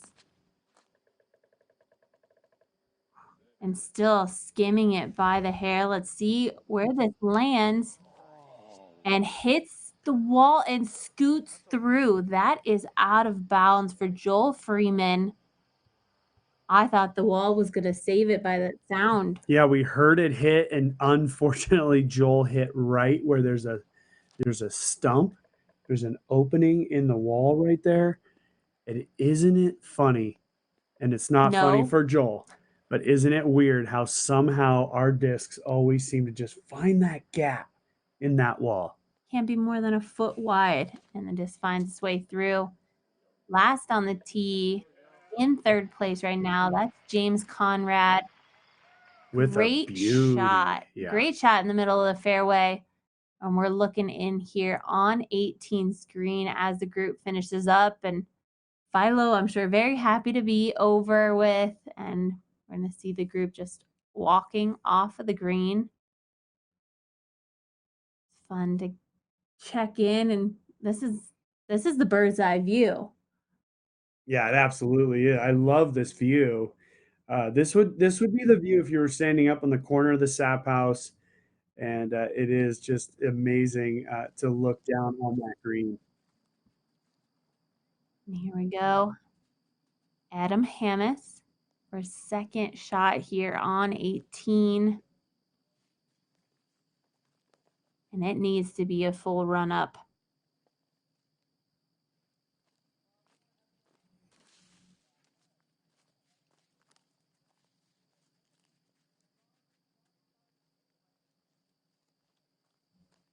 Yeah, at this point, Adam's just going to be trying to get into the landing zone.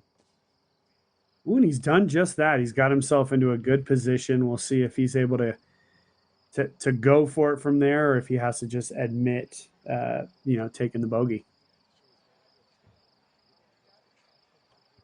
Nice pan of the fairway.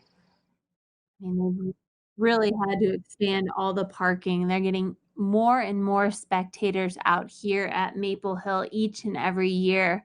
The spectator and the fan base for disc golf continues to grow.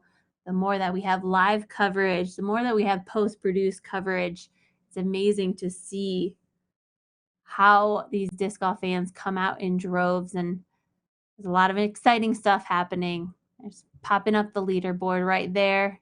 Garrett Gerthy, 18 spots he climbed up today. You know he's feeling good. We have Paul Macbeth sitting in second place right now and still yet to finish. We have James Conrad in third place. We do expect to get an interview after this lead card taps out, hoping to get Double G, and Terry Miller will be taking that interview on hole 18 with Double G. So it'll be fun to hear him break down the course. One of our more favorite players out there on tour, one of the most genuine people that you'll meet out there. So it's happy to see Double G's name at the top of the leaderboard right now. And let's head on back to our lead card, and Paige Pierce getting the front row action.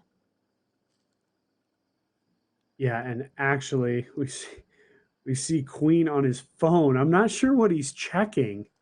Well, he didn't text us. No, he didn't. I haven't received a text from my fellow Nathan. But you know what? Let me say this about Garrett Gerthy. Garrett Gerthy did pick up the Bob West Sportsmanship Award this year, and I think that tells you everything you need to know about a guy like Garrett Gerthy. That by his peers, he was voted to have the best sportsmanship in this last year, 2018 into 2019. I couldn't agree with it more. And perhaps Nathan Queen was checking in on UDisc Live to see if he should actually be going for this shot or not. And it looks like he's going for it, folks. Heads up in the gallery. Oh, top of the wall.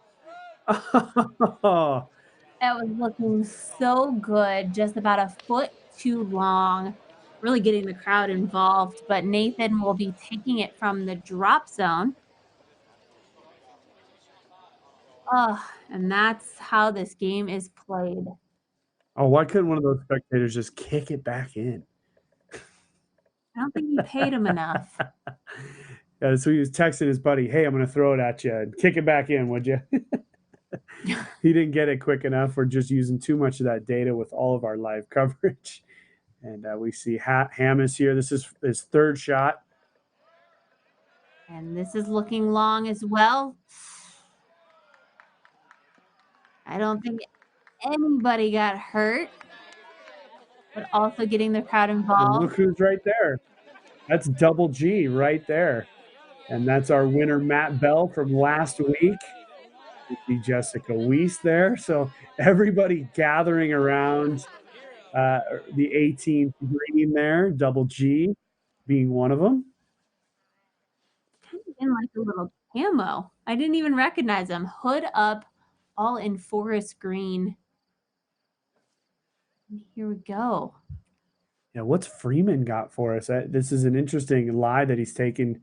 And from our perspective, he definitely didn't go out there, but we'll see. He's going for this green. He's got a great sidearm.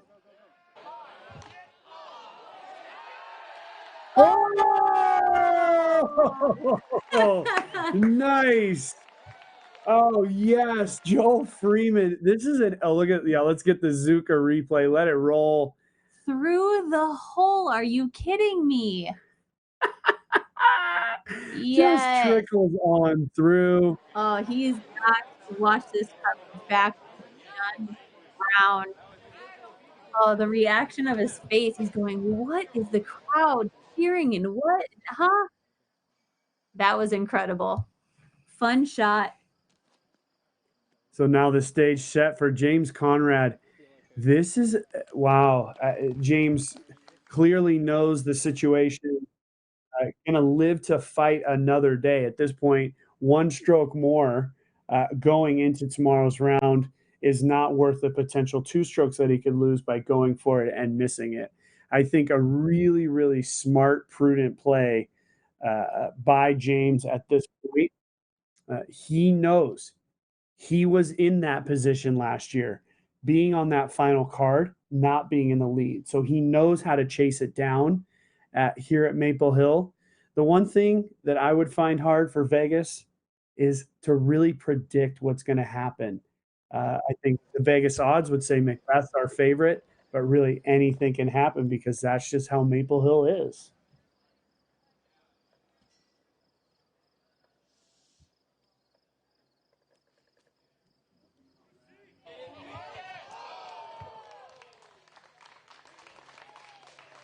You've got to put on a show for this crowd that has gathered to cheer you on. And James Conrad does just that with a little lofty upshot, giving it a run.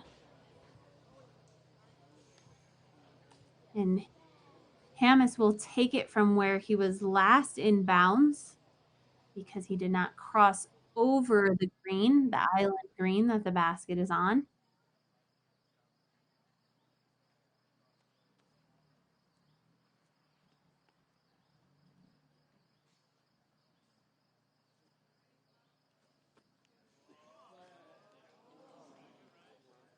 And lofting it up there. And we'll head over to the drop zone, I believe, for Nathan Queen, who just barely squeaked out of bounds out the backside of the green. So he did cross over the green, so that's why he is taking it from the drop zone. We've seen many players in the past make this putt. Let's see if Nathan Queen can add his name to that list.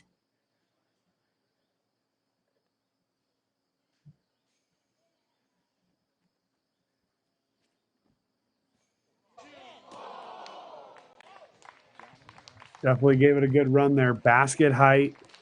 He did not leave it short, but missing just to the left. And you see his frustration. He's going to take a bogey here on the last hole. Honestly, I'm not sure I like the looking at the phone when you're making your decision. I think either you think you can do it or not. Yeah, looking at your phone, save that for tomorrow. Yeah, exactly. Today is a day where you just want to put together a solid round. And Nathan Queen had been doing just that. I mean, in a way, he's going to lose a stroke here. He's going to shoot a 1 under par. He hasn't dropped out of the top 10. I just think he had more to gain by just playing his game there than he did by looking at his phone and potentially making a decision just simply based on that. Yeah, another one of those chances, forcing it to happen rather than just making the decision right then and there. And here we go. Joel Freeman putting for par.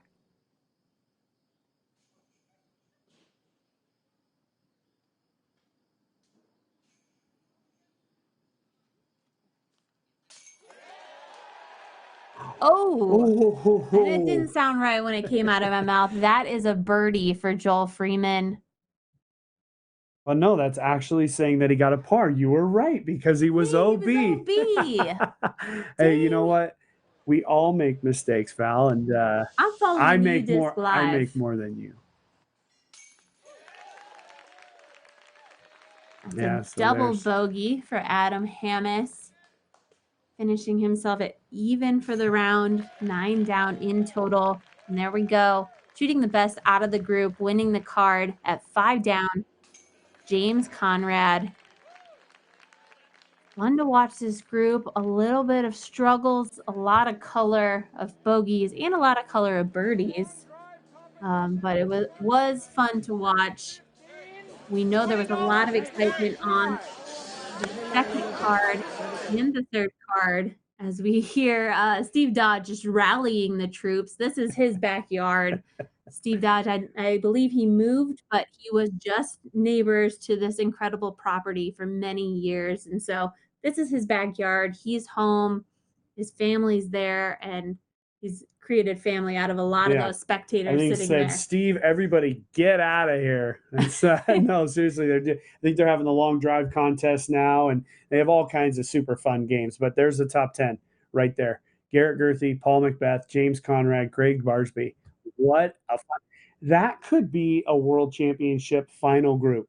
I mean, these guys are that good. We have obviously multiple world champions. And we just see in our other stream, we got Garrett Gerthy coming up with Terry. So I'm excited about tomorrow. Everybody else is just got to continue to keep their head down and maybe make that run. And speaking of distance competitions, I'm sure Double G is going to head over there in just a little bit. But we do see that Double G is standing by with Terry Miller. So we are about to throw it over in 5, 4, 3, 2, 1. Everyone, Terry Miller, the disc golf guy. I'm joined by the hot round Double G. Nice and loud, Double G. Break down that round. Tell us about it. Well, it was pretty amazing. I went flawless out there. I had a really good game plan with if I give myself an opportunity, try to take advantage of it, and if not, try to get the par and move on. And things were going my way. I was throwing really good shots. I was making really good putts. I think I missed one inside the circle today, or two maybe. Pretty stoked about the performance today. As you should be. You moved up 18 spots from, I don't know, way back, 4th, 5th card. You're in the lead, outright lead. That's pretty incredible. On moving day, did you just define moving day? Moving day was try to take advantage of all those par 4s. The only 4 I got today was on hole 18. And was that a layup because you were playing so well? I wasn't here. Definitely. Okay. I played conservative.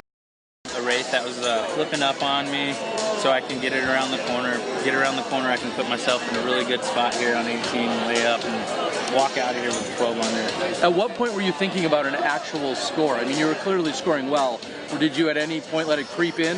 I would say the first time I asked to look at the score, I seen Trevor just peeling the scores on UDisc on 17. I was like, wait, is that me? And he's like, yeah, dude, keep it up. He's like, finish strong. So hats off to Trevor. We had really good traction on the card. We had a huge gallery. Were you making all that noise out there? That was for Kevin. Kevin had this group of fans that were just amazing out there. They pushed us. We had smiles the whole round. You heard the roars out there. It wasn't just for me, even though I was slaying it. It was for Kevin. He had a good crowd today. Well, it was awesome, and we got to say, we're going to assume a lot of that's going to transition over to the lead card tomorrow. It was a little quiet on our heard eruptions everywhere else, so we'll blame you and Kevin and the rest, and rightfully so. Exactly. Anything you want to say to everybody before we cut it out for the day? Make sure you get them Sonics and Wombat 3s. Go to the Innova Factory store. If you haven't seen Grip 6 belts, check them out. They got really good belts for disc golf and any daily use general. They're great. I want to give a shout out to all my friends and family back home for the support. My phone's blowing up. I'm here with the disc golf guy. I can't really get to you guys right now.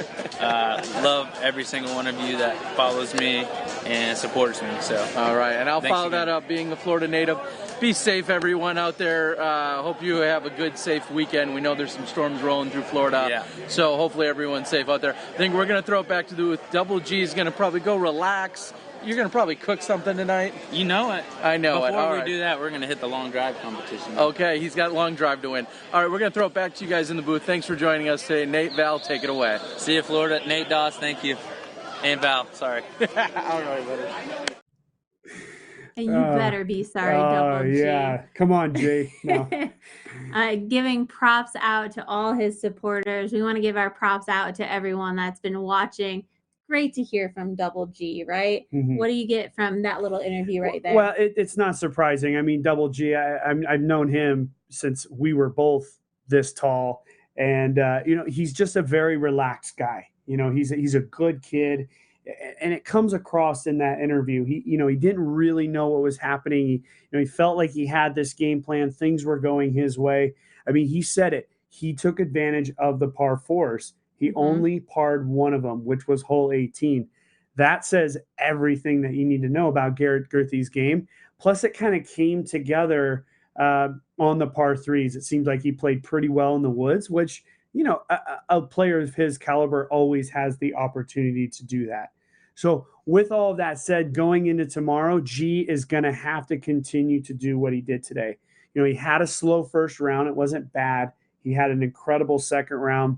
Sometimes that can be a recipe for a sluggish third round. We'll find out tomorrow. Only time will tell. But really, the big thing is Macbeth, the patience. The patience of Macbeth is just an uncanny thing, that this guy's ability to be able to do that. He's had probably, of the players that he's right around, the most bogeys for sure, the most out of bounds for sure. So if Macbeth cleans it up tomorrow, this tournament could be his.